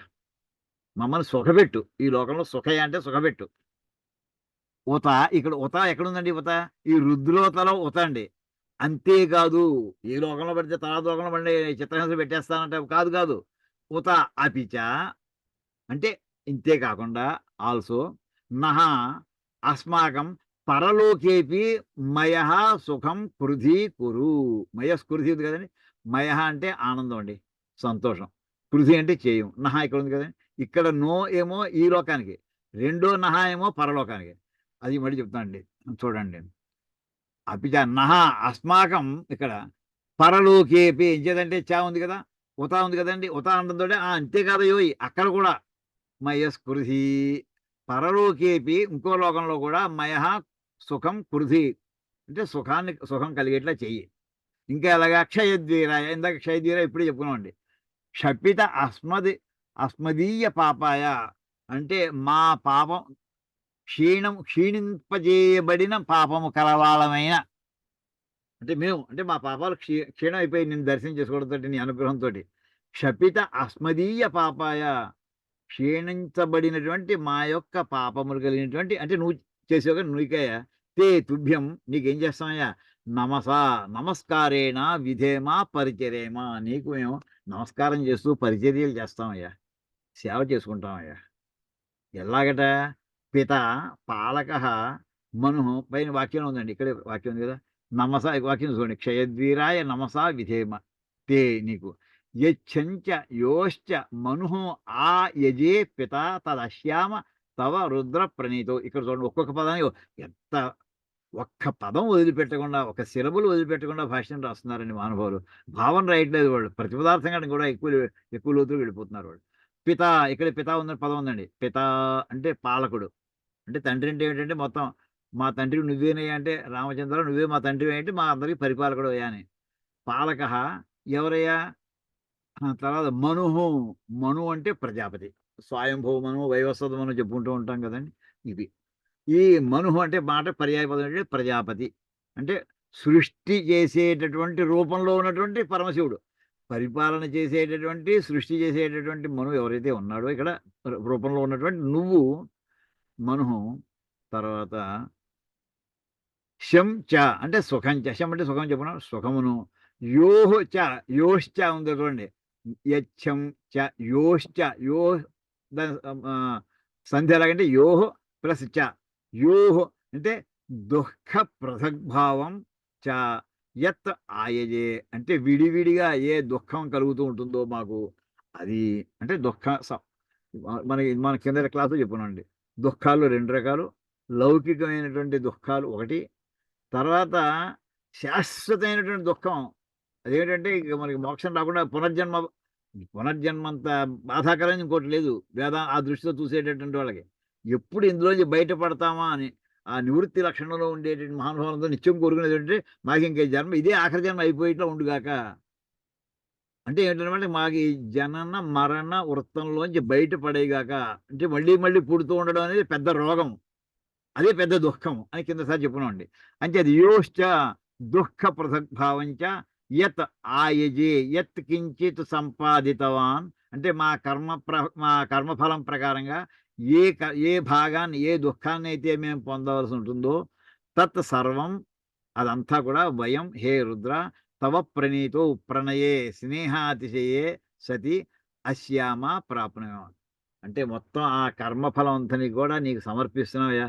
నువ్వు పాలలో ముంచుతావో నీళ్లలో ముంచుతావో నీదే బాధ్యతయ్యా అని సమర్పించుకోవడం. ఇక్కడ యత్కించిత్ సంపాదితవాన్ ఏ పాప పుణ్య ఫలాలు సంపాదించుకున్నానో తత్సర్వం ఆ పాప పుణ్య ఫలములు అన్నింటినీ కూడా భయం నీకు ఎలా సమర్పిస్తాం? ప్రణయే ఇంకా మేము నిన్ను నమ్ముకుని ఉన్నాం, నీ మీద స్నేహభావంతో నీకు సమర్పించేస్తే నువ్వు చూసుకుంటావు. నీ దగ్గర డిపాజిట్ చేస్తున్నావు ఆ పుణ్యము పాపం 2 కూడాను. దానివల్ల పుణ్య పాపాలు ఎలా ఇవ్వాలో నీ ఇష్టం అయ్యా, ఎప్పుడు ఇస్తావో అప్పుడు అంతే. ఇంకా నేను నమ్ముకున్నాం, ఓ డాక్టర్ దగ్గర నమ్ముకున్నాను అనుకోండి, హాస్పిటల్కి వెళ్ళినప్పుడు ఆయన ఈ పూట మీరేం తినడానికి వీలేదన్నా సరే అనుకుంటాం. లేదా ఈ మందు వేసుకోండి, తినండి, తాగండి, ఇది కషాయంలో ఉంటుంది, చేదుగా ఉంటుంది ఆయుర్వేదం అయితే కొన్నిటికి. ఏదైనా సరే మీరు ఇంజక్షన్తో పొడి చేస్తుంటారు, అయినా సరే మీరు మీ ఇష్టం అండి అని ఒప్పుకుని వెళ్ళాం. ఎంచేత వెళ్ళాము? అక్కడ ప్రణీత ఆయన ఎందు విశ్వాసంతో వెళ్ళాం. స్నేహ అతిశయే సతీ నీ యందు ఉండేటటువంటి అత్యంతము ఉన్నటువంటి స్నేహం అంటే నిన్ను నమ్ముకుని ఉన్నటువంటి మా ఎళ్ళ అంచేది ఎలాగ మాకు చేస్తే మేము ఎలా అనుభవించగలం నీ ఇష్టం. అలా అశ్యామ ప్రాప్నుయామ కష్ట సుఖములను మాకు నువ్వు ఇస్తూ ఉండుగాక, నువ్వు ఏమిస్తే మేము తీసుకుంటామయ్యా అని ఈ రకంగా ఇక్కడ సమర్పించుకుంటున్నాడండి ఇక్కడ భావం. దీనికి ఇక్కడ మనకి భట్టభాస్కర్ ఇది చెప్పారు చూడండి. అథ ద్వితీయ మృడానో రుద్ర ఇది హే రుద్ర నహ అస్మాన్ మృడయ పుత్ర ధనాది సమృద్ధ సుఖితవాన్ కురు. ఓ రుద్రుడ మమ్మల్ని ఎలాగ సంతోషపెట్టాలి అంటే పుత్రుల రూపంలోనూ ధనము ఆది కొడుకులు సంతానం లేనిటువంటి వాడు సంతానాన్ని ఇచ్చి, సంతానం అందరూ ఆడపిల్లలు ఉన్నారు, మగపిల్లలు కావాలనుకునే వాళ్ళు అనేక మంది ఉన్నారు, అలాంటి వాళ్ళకి పుత్రులను ఇచ్చి, డబ్బు కావాలనుకునే అనేక మంది ఉంటారు, డబ్బు అక్కర్లేని వాళ్ళకి మొత్తం అందరూ కావాలి డబ్బు సన్యాసులతో సహా. అలాంటిది ఇవాళ సమృద్ధిగా మరి ఏదో కొంచెం ఇచ్చేసాం అనుకోకు, పుత్ర ధనాది సమృద్ధ అవన్నీ ఇచ్చి మళ్ళీ వెనక్కి తిరిగోకుండా మేము చూసుకోలేకుండా సుఖితవాన్ గురు సుఖం పొందినటువంటి వాళ్ళని అయ్యేట్లా చూడవయ్యా అనక చెప్పొచ్చి ఊత అపిచ అంతే కదయోయ్ మా లిస్ట్ ఇంకా చాలా పేది. మహా అస్మాకం మయ సుఖం నిరతిశయ ఆనందాత్మకం కృధి. మా సుఖమును నిరతిశయ నిరతిశయం అంటే ఏమిటి తెలుసునండి? అతిశయం అంటే దీనికంటే ఎక్సలింగ్, దీనికంటే ఎక్కువ. నిరతిశయం అంటే ఇంతకంటే ఇంకా ఎక్కువ లేదు, అదండి. నిర పదం అంటే ఇంతకంటే ఎక్కువ లేదు ఇంకా. అలాంటి అక్కడ నిరనే పదం అక్కడ వాడతాయి. నిరతిశయము ఇంతకంటే ఇదే ఎక్కువ, ఇంతకంటే ఇంకెక్కువ ఇంకేం లేదు. అలాంటి ఆనందాన్ని మాకు చేయవయ్యా, అలాంటి ఆనందాన్ని కలిగించవయ్యా అని ఆ రకంగా అంటే మాకు వస్తు సామగ్రితోటి సుఖాన్ని కలిగించు. ఇది కాకుండా హ్యాపీగా ఉండేట్లే ఏ ప్రాబ్లం లేకుండా ఉండడమే మనకి కావాల్సినటువంటిది కోరుకుంటూ ఉంటామండి. అలా చెప్పి క్షయద్వీరాయ అంటే మళ్ళీ వ్యాఖ్యాతం అంటే ఇప్పుడు చెప్పాను కదా, వ్యాఖ్యానం చేసాం కదా. అంటే ఇందాక 2 అర్థాలు చెప్పుకున్నామండి. ఒకటి మన పాపముల్ని క్షీణం చేయుట ఒక అర్థము. రెండోది ఆయన్ని నమ్ముకున్నటువంటి వీరులందరూ కూడా ఎవరిని ఆశ్రయించి ఉంటారో ఆ అర్థము. మూడోది ఆయన ఎదురు తిరిగినటువంటి వీరులందరూ కూడా క్షయం చేస్తాడు. ఆ రకమైన అర్థం అన్ని అర్థాలు కూడా ఒక క్షయద్వీరాలే వస్తుందండి. పూర్వవత్ కర్మణ అయిపోయింది.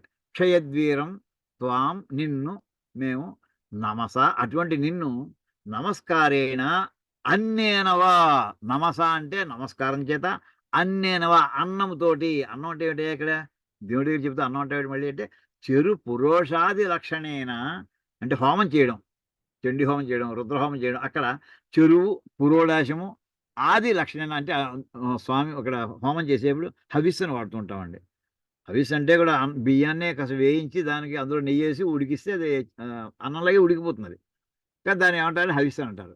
ఇవి దాన్ని చెరువు అంటారు. ఇలాంటి పురోడాశము ఇవన్నీ కూడా హోమంలో వాడేటటువంటి సమర్పణ చేసేటువంటి అగ్నిహోత్రి సమర్పణ చేసేటటువంటి పదార్థములు లేదా ప్రసాదంగా మనం తీసుకునే పదార్థం ఈ రకమైనటువంటి వస్తువుల ద్వారా విధేమా పరిచర్యమా నిన్ను మేము పరిచర్య చేసుకుంటామయ్యా అని విధతి అది పదం ఎలా వచ్చింది విధేయమా అనే పరిచర్య ఎలా వచ్చిందయ్యా విధతి అంటే పరిచరణ కర్మ విధతి అనే పదం పరిచరణము అంటే పరిచర్య అనేటువంటి పనికి సంబంధించినటువంటి పదం అయ్యాది అందులోంచి వచ్చింది.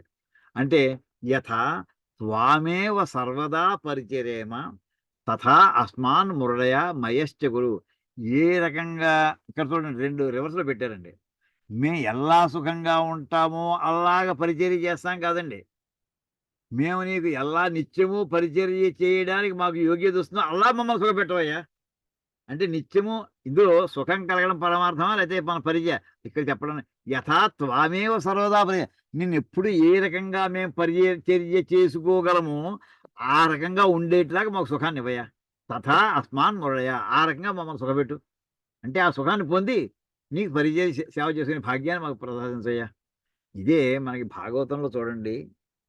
నీ పాద కమల సేవయు నీ పాదార్చకులతోడి నెయ్యము నితాంతాపారభూత దయయును తాపస మందార నాకు దయసేయగదే అంటూ అక్కడ మనకి సుధాముడు చెప్పేటటువంటి మధురా నగరంలో ప్రవేశించినప్పుడు శ్రీకృష్ణ పరమాత్మ మాలాకారుడు అతను ప్రార్థించినటువంటి ఏమైనా వరం కోరుకోయా అంటే ఈ పాట చెప్తాడండి. నీ పాద కమల సేవయు నీ పాదార్చకులతోడి నెయ్యము నీ నిత్యము నీ పాదసేవ చేసుకుని ఇట్లాగా ఒకటి. రెండోది నీ పాదాలను ఎవరెవరు సేవ చేసుకుంటూ ఉంటారో వాళ్ళతో నాకు ఫ్రెండ్షిప్ ఉండి ఇట్లా పెట్టు. నెయ్యము అంటే మాటకి స్నేహం అని అర్థం అండి. నితాంత అపారభూత దయయును అనంత నితాంత ఇందాక చెప్పింది నీ అనే మాట నితాంతము అపారము భూత దయయును హద్దులు లేనటువంటి కంపాషన్. తాపస మందార మందారం అంటే కల్పవృక్షం అండి. అంటే తపస్సు చేసుకునే మహర్షులందరికీ కూడా కల్పవృక్షం లాంటి ఓ మహానుభావ నాకు దయసేయగదే అదంతా ఎందుకంటే నీ సేవ చేసుకోవడం చివరికి అదండి ఆ మాట ఇక్కడ వస్తుంది. తథా ఈ రకంగా పరిచర్యం తథా అస్మాన్ మురళయ సుఖమయశ్చ కురు తదర్థం అందుకోసం త్వాం క్షయద్వీరం పరిచర్యేమా అందుకోసం క్షయద్వీరుడు అయినటువంటి నిన్ను మేము పరిచర్య చేసుకుంటూ ఉంటాము. ఇత్థం అని సుఖప్రాప్తి ప్రార్థిత ఇంతవరకు ఏంటంటే నాకు ఆ సుఖాన్ని ఇయ్యి ఈ సుఖాన్ని ఇయ్యి డబ్బు ఇయ్యి పిల్లల్ని ఇవన్నీ చెప్పుకుంటూ వచ్చాడండి. కానీ ఇంకో రెండో పార్ట్ చెప్తాండి ఇది పార్ట్ 1 బిఫోర్ ఇంటర్వెల్లో ఇంటర్వెల్ తర్వాత అధునా దుఃఖ నివృత్తిం ఆశాస్తే ఇంకా సుఖం కలగడమే కాదండి దుఃఖ నివృత్తి కూడా అండి. వెంటనే ఏది గుర్తుకొస్తుందో తెలుసునండి ఈ వాక్యం సుఖావాప్తి దుఃఖ నివృత్తి అనే మాట గుర్తెట్టుకోండి. ఇది వెంటనే మనకి భాష్యకారుడు మొన్న వేళ సాయినాచార్యుల వారి గురించి చెప్పానండి. సాయినాచార్యుల వారి జీవిత చరిత్ర అపూర్వమైన గాథ చెప్పుకుంటూ మొట్టమొదట వారు భాష్యం దేనికి ప్రారంభించారు కృష్ణ యజుర్వేదంలో తైత్తిరీయ శాఖకి భాష్యం ప్రారంభిస్తూ ఇదండి ప్రారంభం మొట్టమొదటి భాష్యంలో మొట్టమొదటి పేజీ ఇక్కడి నుంచి ప్రారంభించారండి. మొదల ప్రార్థన శ్లోకాలు అయిపోయి ప్రార్థన శ్లోకాలు చెప్పాను బుక్కరాయల గురించి చెప్పానండి అది అయిపోయింది కదా. ఇది ప్రారంభం మొట్టమొదటి వాక్యం ఏమిటి ననుకోయం వేదో నామ అని ప్రారంభించారండి సాయినాచార్యుల వారు. అసలు వేదం అంటే ఏమిటి వేదం అంటే ఏమిటి వేదార్థం తర్వాత వేదార్థం కదండి భాష్యం అంటే వేదానికి అర్థం చెప్పడం వేదానికి అర్థం తర్వాత చూద్దాం అది వేదం అంటే నీకు తెలిస్తే అప్పుడు వేదార్థం గురించి మాట్లాడదాంలే అని అంటూ నన్ను కోయం వేదో నామ వేదం అంటే ఏమిటి అయం వేద కహ ఏమిటి వేదం అనే నామ వేదం అనే పేరుకి అర్థం ఏంటి అసలు అంతేకాకుండా వెంటనే 2-3 క్వశ్చన్ ఆయనే వేసుకున్నాను. కేవా తస్య విషయ ప్రయోజన సంబంధ అధికారిణ అసలు ఈ వేదం అనే దానికి కేవా తస్య అధికారిణ ఇది చదవడానికి ఎవరెవరికి అధికారం ఉంది ఎవరెవరికి సంబంధం ఉంది ఏమేమి ప్రయోజనాలు ఉన్నాయి, ఇందులో విషయాలు ఏంటి, విషయము అంటే గ్రంథంలో వేదంలో ఏముంటాయి, విషయం ఏమిటి, ఈ చదివితే ఈ విషయం తెలిసిన ప్రయోజనం ఏమిటి, సంబంధాలు ఏమిటి, ఈ పార్టీ దాని వేదానికి ఈ ప్రయోజనానికి సంబంధం ఎలా కుదురుతుంది, ఇది చేయడానికి చదవడానికి ఎవరికి అధికారం ఉంది. ఎప్పుడైనా గుర్తెట్టుకోండి, ఏదైనా సరే ఒక గ్రంథం రాయదలుచుకున్నటువంటి గ్రంథకర్త ఆథర్ మొట్టమొదటి 4 పాయింట్లు దృష్టిలో పెట్టుకుని అది అనలైజ్ చేసుకుని తాను సాటిస్ఫై అయ్యాక అప్పుడు పుస్తకం రాయడం ప్రారంభిస్తాడండి. విషయము, ప్రయోజనము, సంబంధము, అధికారిత్వం, ఈ 4 చెప్పుకోవాలండి.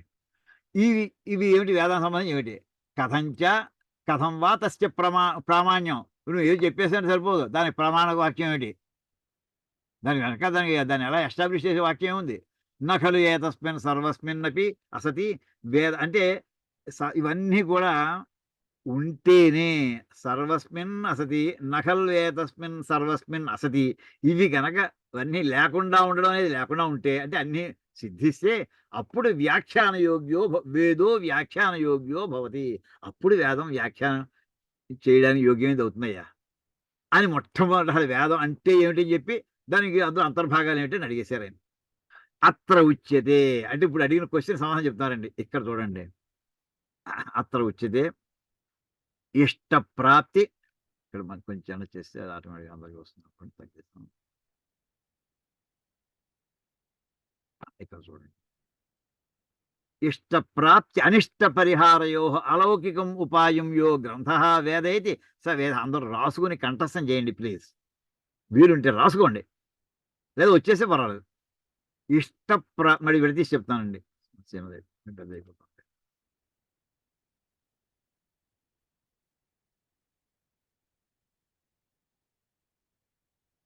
ఇష్టప్రాప్తి పద సంధి చేస్తున్నాను. ఇష్టప్రాప్తి అకారం, అనిష్ట పరిహారయో, ఇష్టప్రాప్తి అనిష్ట పరిహారయో అలౌకికం ఉపాయం యో గ్రంథ వేదయతి స వేద. వేదం అంటే ఏంటంటేటండి, మనకి సుఖంగా జీవితం గడిచేప్పుడు మనం టెంపరేచర్ చూసుకోం, థర్మామీటర్ చూసుకోం, డాక్టర్ని కన్సల్ట్ చేయం, ఎవరిని అడగం.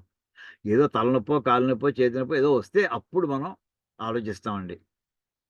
లేదు, మనకు కోరిక కలిగింది, ఇది సాధించాలి, ఇది ఇది కావాలి అంటే మొత్తం ఇక్కడ మొత్తం సమస్త జీవరాశి కూడా చీమలగాయతు చతుర్ముఖ బ్రహ్మ పర్యంత కూడా రెండింటి కోసం జీవితం ఖర్చు పెడతాయి. ఇవన్నీ చెప్పుకున్నామండి, మొన్న ఏమొచ్చినా చెప్పుకున్నాం. ఇష్టప్రాప్తి అనిష్ట పరిహారము, తనకి కోరుకున్నటువంటి ప్రాప్తింప చేయడానికి, తనకి ఇష్టము కానటువంటి వాటిని వదులుచుకోవడానికి, పరిహారం అంటే వదులుచుకోవడం. ఇష్టప్రాప్తి అనిష్ట పరిహారం, ఈ రెండింటికి కూడా లౌకికమైన ప్రయత్నాలు అన్నీ మనకు తెలుసు. మన బుద్ధితోటి ఎంత, మన శరీరంతో, మన ఉన్నటువంటి రిసోర్సెస్ తోటి ఎంత ప్రయత్నం చేయాలి అంతా చేసిన తర్వాత కూడా మనం కోరుకున్నది లభించకపోవడం, వదులుచుకోవాలనుకున్నది వదులుచుకోలేకపోవడం ఉన్నప్పుడు, అంటే సమస్య అలాగే ఉండిపోయినప్పుడు అప్పుడు దిగులు చెందక్కర్లేదండి. అలౌకికం ఉపాయం, అరే అబ్బాయి ఇంత నీ ప్రయత్నాలు చేసావు కదా, అవలేదు నీ పని, ఇప్పుడు నేను చెప్తాను చూడు అని చెప్పి ఒక అలౌకికమైనటువంటి ఉపాయాన్ని యో గ్రంథ వేదైతి, ఏ గ్రంథం అయితే అలౌకిక ఉపాయాన్ని తెలియజేస్తుందో సహా వేద, అదండి వేదం అంటేను. ఎంత అపూర్వమైనటువంటి అంటే ఏమిటనమాట, ఇష్టప్రాప్తి అనిష్ట పరిహారం. మనిషికి ఏది కావాలి, సుఖం కావాలి, ఏది వద్దు, దుఃఖం వద్దు. ఇప్పుడు వాక్యం చూసుకోండి, ఇందాకట చెప్పినటువంటి వాక్యం అక్కడ వెళ్తే దానికోసం ఈ వాక్యం చెప్పింది. అంటే సరిగ్గా వేదం యొక్క నిర్వచనం ఏమిటో, కారణం ఏంటంటే సమస్త జీవుల యొక్క స్వభావము అక్కడ కనిపిస్తూ ఉంటుందండి మనకి. అదే ఇందాక వాక్యంలో అక్కడ మనం చూసాం. ఇక్కడ చూడండి, ఇత్థం సుఖప్రాప్తి ప్రార్థిత, ఈ విధంగా సుఖాన్ని ఎలా పొందాలో ప్రార్థించడం జరిగింది. అంటే సుఖప్రాప్తి ఏది అనమాట, ఈ 2 మంత్రాలు వాక్యాలు చదువుకోండి. ఇష్టప్రాప్తి అని అన్నారు కదా, ఆ ఇష్టప్రాప్తి మీకు కావాలో అది వేదం చెప్పింది. ఆ వాక్యాలు ఏమిటయ్యా, యో గ్రంథ అలౌకికం ఉపాయం అన్నారు. ఇగో ఈ 2 వాక్యాలు ఉన్నాయ్యా, ఈ 2 చదువుకోండి. ఇష్టప్రాప్తి జరిగి తీరుతుంది.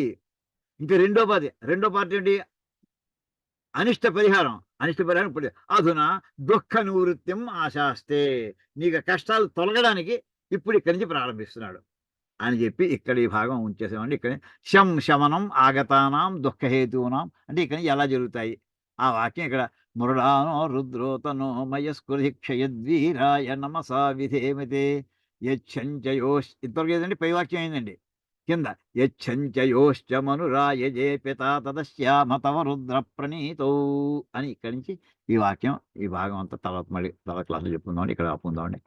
ఓం కాయేన వాచా మనసేంద్రియైర్వా బుద్ధ్యాత్మనా వా ప్రకృతి స్వభావాత్ కరోమి యద్యత్ సకలం పరస్మై నారాయణాయేతి సమర్పయామి. హరి ఓం తత్సత్. బ్రహ్మార్పణమస్తు. శ్రీ సీతారామార్పణమస్తు. ఓం తత్సత్. అయ్యా ఇదండి ఈవేళ. అద్భుతం గురువుగారు. ఈవేళ మనం చెప్పుకున్నటువంటి దాంట్లో ప్రధానంగా మానస పూజ అది ఒక భాగం మనం ముఖ్యంగా చూసుకున్నామండి. వాక్యం అందరూ సూచించారు, స్పష్టంగా చెప్పేశారు అక్కడ. అది స్వామి. గురుగారు ఇవాళ గొప్ప విషయం చెప్పారు. ఈ శివమానస అంటే నా తాలూకా చిన్న సందేహం లాంటిది, చిన్న నివృత్తి కూడా మీరు చేయాలి.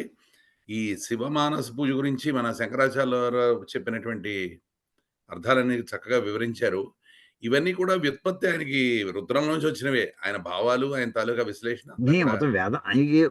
ఆయన ప్రాణం వేదం అండి, అంతే. ఆయన బుద్ధి వేదం, అంతే. వేదంలో ఉన్నటువంటి విషయాలనే ఆయన ప్రస్తుతించారు, అంతే. ఎక్కడెక్కడ అదే ఏ ఆయన ఆయన భాషలో మనం వివరణిస్తూ ఎక్కడ చక్కగా మనం ఎక్కడ చెప్పారు. ఇప్పుడు ఇక్కడ వాక్యం స్తోత్రం చేయమన్నారు, ఎలా స్తోత్రం చేయాలో చెప్పలేదు కదా వాక్యంలో. అంటే వెంటనే భాష్యకారుడి యొక్క అవసరం కదా అక్కడ వస్తుందండి. మరి ఇలా చేసుకోండి, మానస పూజ చేసుకోండి. మరి మానస పూజ అన్నావు కరెక్టే, ఎలా చేయాలి మానస పూజ అది తెలియదు మనకి. వాక్యానికి అర్థం తెలియదు.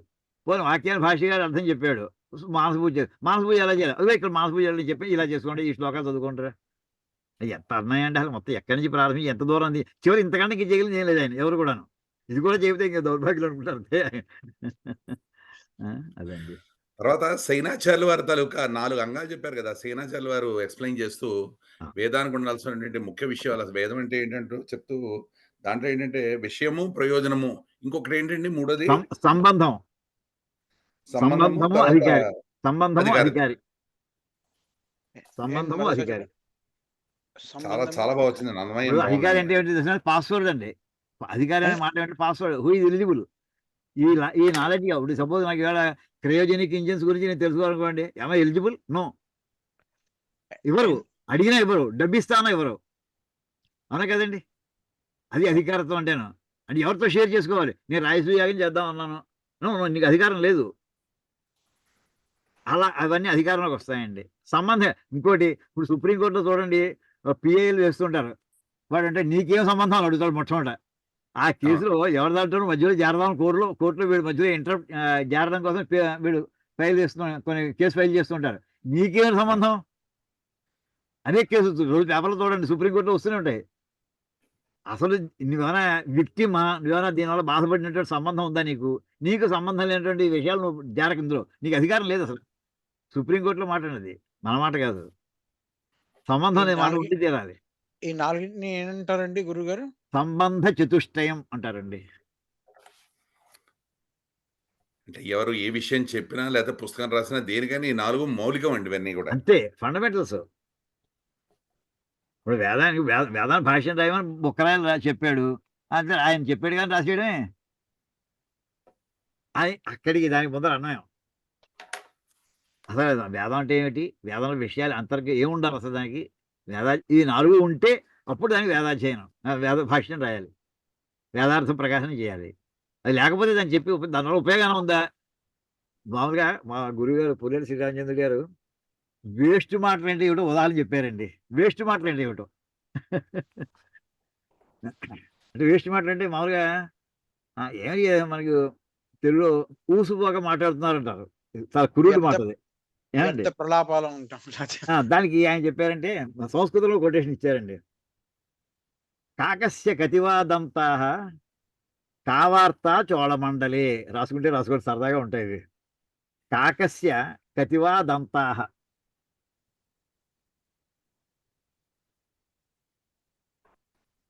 కావార్త చోళమండలే. పని పాట లేక అరుమి కూర్చొని మాట్లాడుకుంటూనండి ఒకడన్నట్ట, ఈ కాకి ఎన్ని దంతాలు ఉన్నాయని అడిగేటండి. కాకస్య కతి అంటే హౌ మెనీ టీత్ క్రోయి, అది అవసరమా, దాని పళ్ళు ఉన్నాయో లేవు అవసరమా, వేస్ట్ మాట్లాడమాట. కాకస్య కతివా దంతా. ఇంకోటి మన సంబంధాలు ఇప్పుడు జకోసులోకి వెళ్ళి ఏమవుతుంది అంటారు ఇప్పుడు? జకోసులో ఏమైతే మనకి ఏమో సంబంధం చెప్పండి ఇప్పుడు.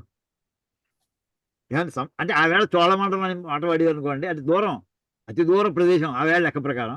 ఈవేళైతే దగ్గరలో ఇండియాలో పార్ట్ అనుకోండి, లెక్కిస్తాం మన మండలం. వార్త చోళమండలి అంత దూరంలో కూడా క్రియేషియా దేశంలో అక్కడ ఏమవుతుంది, నీకు ఏం కావాలి ఇప్పుడు, నీకు ఏమిటైతే ఏమిటా, ఇవన్నీ వేస్ట్ మాటలు చెబుతూ ఉదాహరణకి ఇలాంటి చెప్పారండి. అలాగా దీని ప్రయోజనం ఉండాలి. ఇంకోటి మనకి ఏంటంటే నిరుపయోగమైన ఏ పని చేయకు.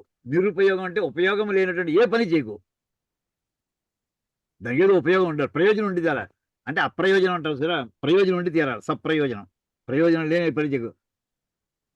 దేని నువ్వు చేసేటువంటి పని వల్ల ఎవరికి లాభం? ఈవేళ మనం ప్యూర్ మ్యాథమెటిక్స్ ఉందనుకోండి, ప్యూర్ మ్యాథమెటిక్స్ ఇది అప్లికేషన్ లేదు దానికి ముందు ఇమ్మీడియట్గా అది చేసే రోజుని. ఎక్కడో ఉండొచ్చు తర్వాత, మన వాళ్ళు అలాంటి ఎంకరేజ్ చేయలేదండి ఎక్కువ.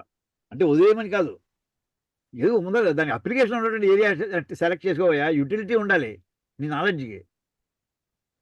అలా వెళ్ళారండి. అంటే ఇవన్నీ కూడా ఎందుకు చెప్తానంటే అక్కడ ప్రయోజనం అనే మాట ఉందండి, ఆ ప్రయోజనం మాట కోసం చెప్పానండి అన్నీ కూడా.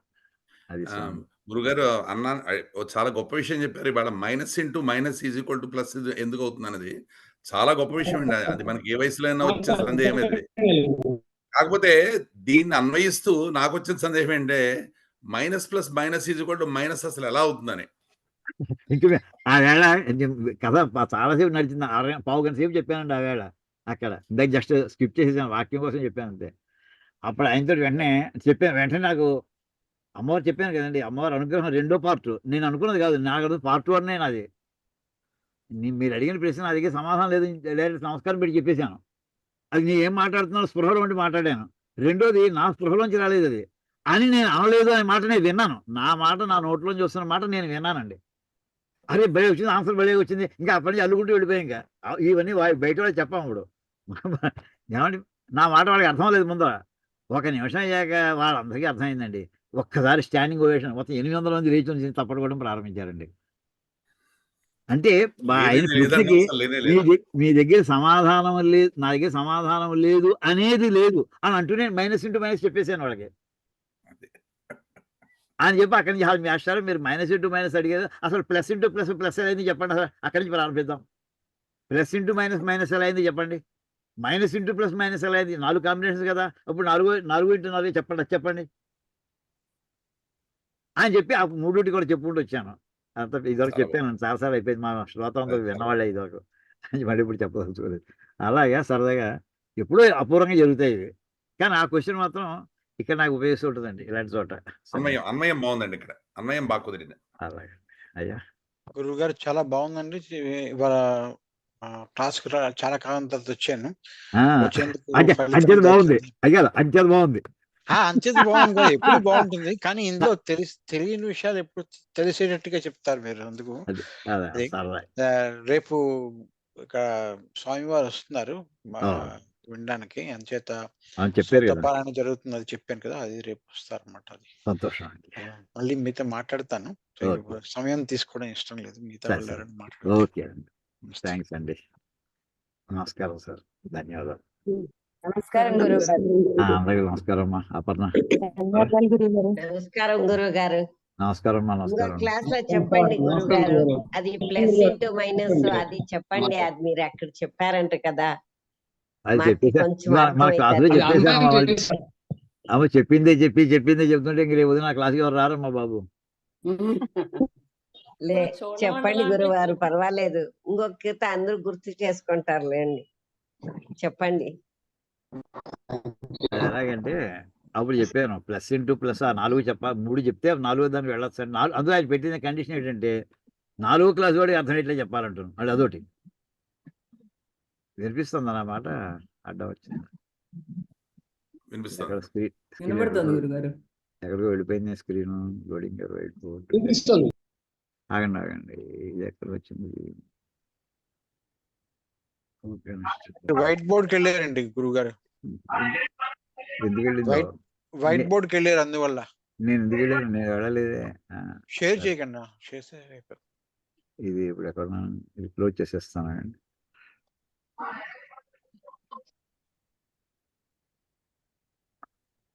ఇప్పుడు కనిపిస్తుంది. అప్పుడు అది ఎంతవరకు కరెక్ట్గా చెప్పాను అమ్మ, చెప్తాను. ప్లస్ ఇంటూ ప్లస్ ఎలాగో చెప్తాను. ప్లస్ అని చెప్పాను కదా. ఇప్పుడు ఎలా చెప్పానంటే అమ్మ, చిన్నపిల్లాడి వాడికి అర్థమయ్యే భాషలో చెప్పాలి, పెద్ద ఈక్వేషన్స్ వేసి కాదు. అమ్మ, 2 గ్లాసుల్లో పాలు తీసుకోండి. ఓ గ్లాసులో పాలలో మళ్ళీ 2 గ్లాసులో పాలు కూడా వేసేసేయండి. ఏమిటవుతుంది మొత్తం అంతా? పాలే అవుతుంది. అంతే కదండి. పాల గ్లాసులో పాలున్న గ్లాసులోనే మళ్ళీ 2వ గ్లాసులో పాలు కూడా పోసేస్తే పాలే అవుతాయి. అది ప్లస్ ఇంటూ ప్లస్ ప్లస్ అని వేసుకోండి. అంటే పాలు పాలు మళ్ళీ 3వ ఆన్సర్ కూడా పాలే. అలా కాకుండా ఓ గ్లాసులో పాలు తీసుకోండి, ఇంకో గ్లాసులో పాయిజన్ తీసుకున్నారనుకోండి 2వ గ్లాసులో. ఇప్పుడు ఈ పాలు ఉన్నటువంటి గ్లాసులో ఈ 2వ గ్లాసులో ఉన్న పాయిజన్ ఇందులో వేయండి పాలల్లో. ఏమిటవుతుంది? అది పాలు అవుతుందా? కాదు, విషం అవుతుంది. అది అంచేత పాలు అనేది ప్లస్ అనుకుని విషం మైనస్ అనుకుంటే, so plus into minus minus అయిపోయింది, విషం అయిపోయింది. అది రివర్స్లో పోనీ విషం ఉన్న గ్లాసులో పాలు పోయండి, అది విషయమే అవుతుంది. అది విషయం. అంటే మైనస్ ఇంటూ ప్లస్ కూడా మైనస్ అవుతుంది. అంటే ప్లస్ ఇంటూ మైనస్ మైనసే, మైనస్ ఇంటూ ప్లస్ మైనసే. ఇంకా 4 మిగిలిపోయింది మేస్టారు, మీకు మైనస్ ఇంటూ మైనస్ ప్లస్ అవ్వాలి కదా అంటూ నా ఎక్స్పీరియన్స్ చెప్పానండి. నేను నిమ్స్ హాస్పిటల్లో అప్పుడు ఇంకా సర్వీస్లో ఉన్నానండి. నేను నిమ్స్ హాస్పిటల్లో పనిచేస్తున్నానండి. మాకు ఎమర్జెన్సీ కేసుల్లో రాత్రి 12 లగాయతు 2:30 ఆ టైంలో క్రిటికల్ కేసెస్ వస్తుంటాయండి.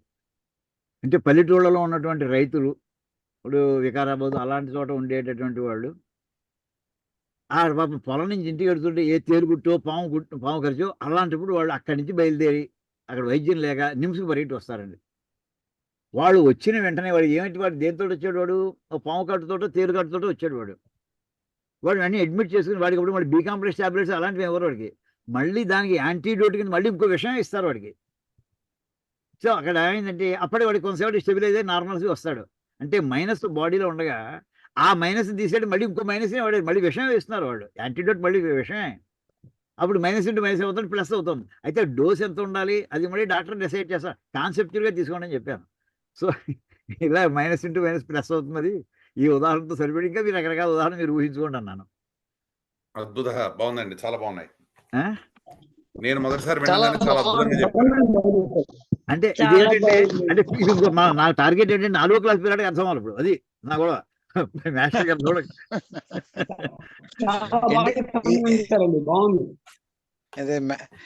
డబుల్ పిహెచ్డి చేసిన వాళ్ళకి చెప్పడం కాదు, చిన్నపిల్లలకి చెప్పాలి. చిన్నపిల్లలు చెప్పాలి. అందులో మైనస్ ఇంటూ మైనస్ ఎలా చెప్తా ఉంటారు, మనకి మాత్రం అర్థమయ్యేది పూర్వం. ఏదో చదవమన్నా రాసుకోమన్నా రాసేసి అంతే. ఈ రోజుకి అసలు ఏ ప్లస్ బి హోల్ స్క్వేర్ సూత్రం ఏంటంటే కంటో పాఠం తెలుసు, కానీ అర్థం చేసుకుని చెప్పట్లేదండి, బట్టి చెప్తున్నాం. బట్టి చెప్తున్నాం. అలాగా అదమ్మా అక్కడ చెప్పేటటువంటిది. చాలా థ్యాంక్స్ గురుగారు, చాలా బాగా అర్థమైంది. ఎంత బాగా అర్థమైందో అసలు. అమ్మా మీరే అది కాదు, మీరు 4వ క్లాస్ పిల్ల ఏమిటి మీరు ఏమన్నా అర్థం బాగా చెప్పారు గురుగారు. సరదాగా ఇవన్నీ అంటే జీవితంలో రకరకాల అనుభవాలు. పబ్లిక్ లోకి వచ్చాక ఊరికే వదిలేస్తారా? ఎక్కడ వీలైతే అక్కడ వాడు అడుగుతారు. మన చేతనే చెప్పడం, చేత కాబట్టి నమస్కారం పెట్టేసి బాబు నా చేత కదా తెలియదు ఒప్పేస్తుంటే బెస్ట్ అని బయట పడిపోతాం, లేదా ఇరుక్కుపోతాం ఎక్కడో. మిమ్మల్ని మొదటిసారి కలిసినప్పుడు ఇదే చెప్పాను కదమ్మా. అవును మా వేళ చెప్పానమ్మా, 2 ఏళ్ళు మీకు చెప్పి. నా చిన్నప్పటి నుంచి నా డౌట్ మిమ్మల్ని చూడగానే తీరిపోయింది గురుగారు. అప్పటి నుంచి నాకు లెక్కలు ఇప్పటికి రావు. పర్వాలేదు, లెక్కల్లో మనిషి అమ్మా మీరు, మీకు లెక్కలు ఎందుకమ్మా? నేను అక్కడ ఆగిపోయాను, ఎలా అవుతుంది నాకు ఇంకా తెలియదు కాబట్టి అక్కడ ఆగిపోయాను. మీరు కనపడి నాకు తీర్చారు. నమస్కారం పూర్ణయ్య గారు, శ్రీ పూర్ణయ్య గారు, నమస్కారం. మరి అందరూ ఉందామండి, మరి మళ్ళీ కలుద్దామండి. ధన్యవాదాలు.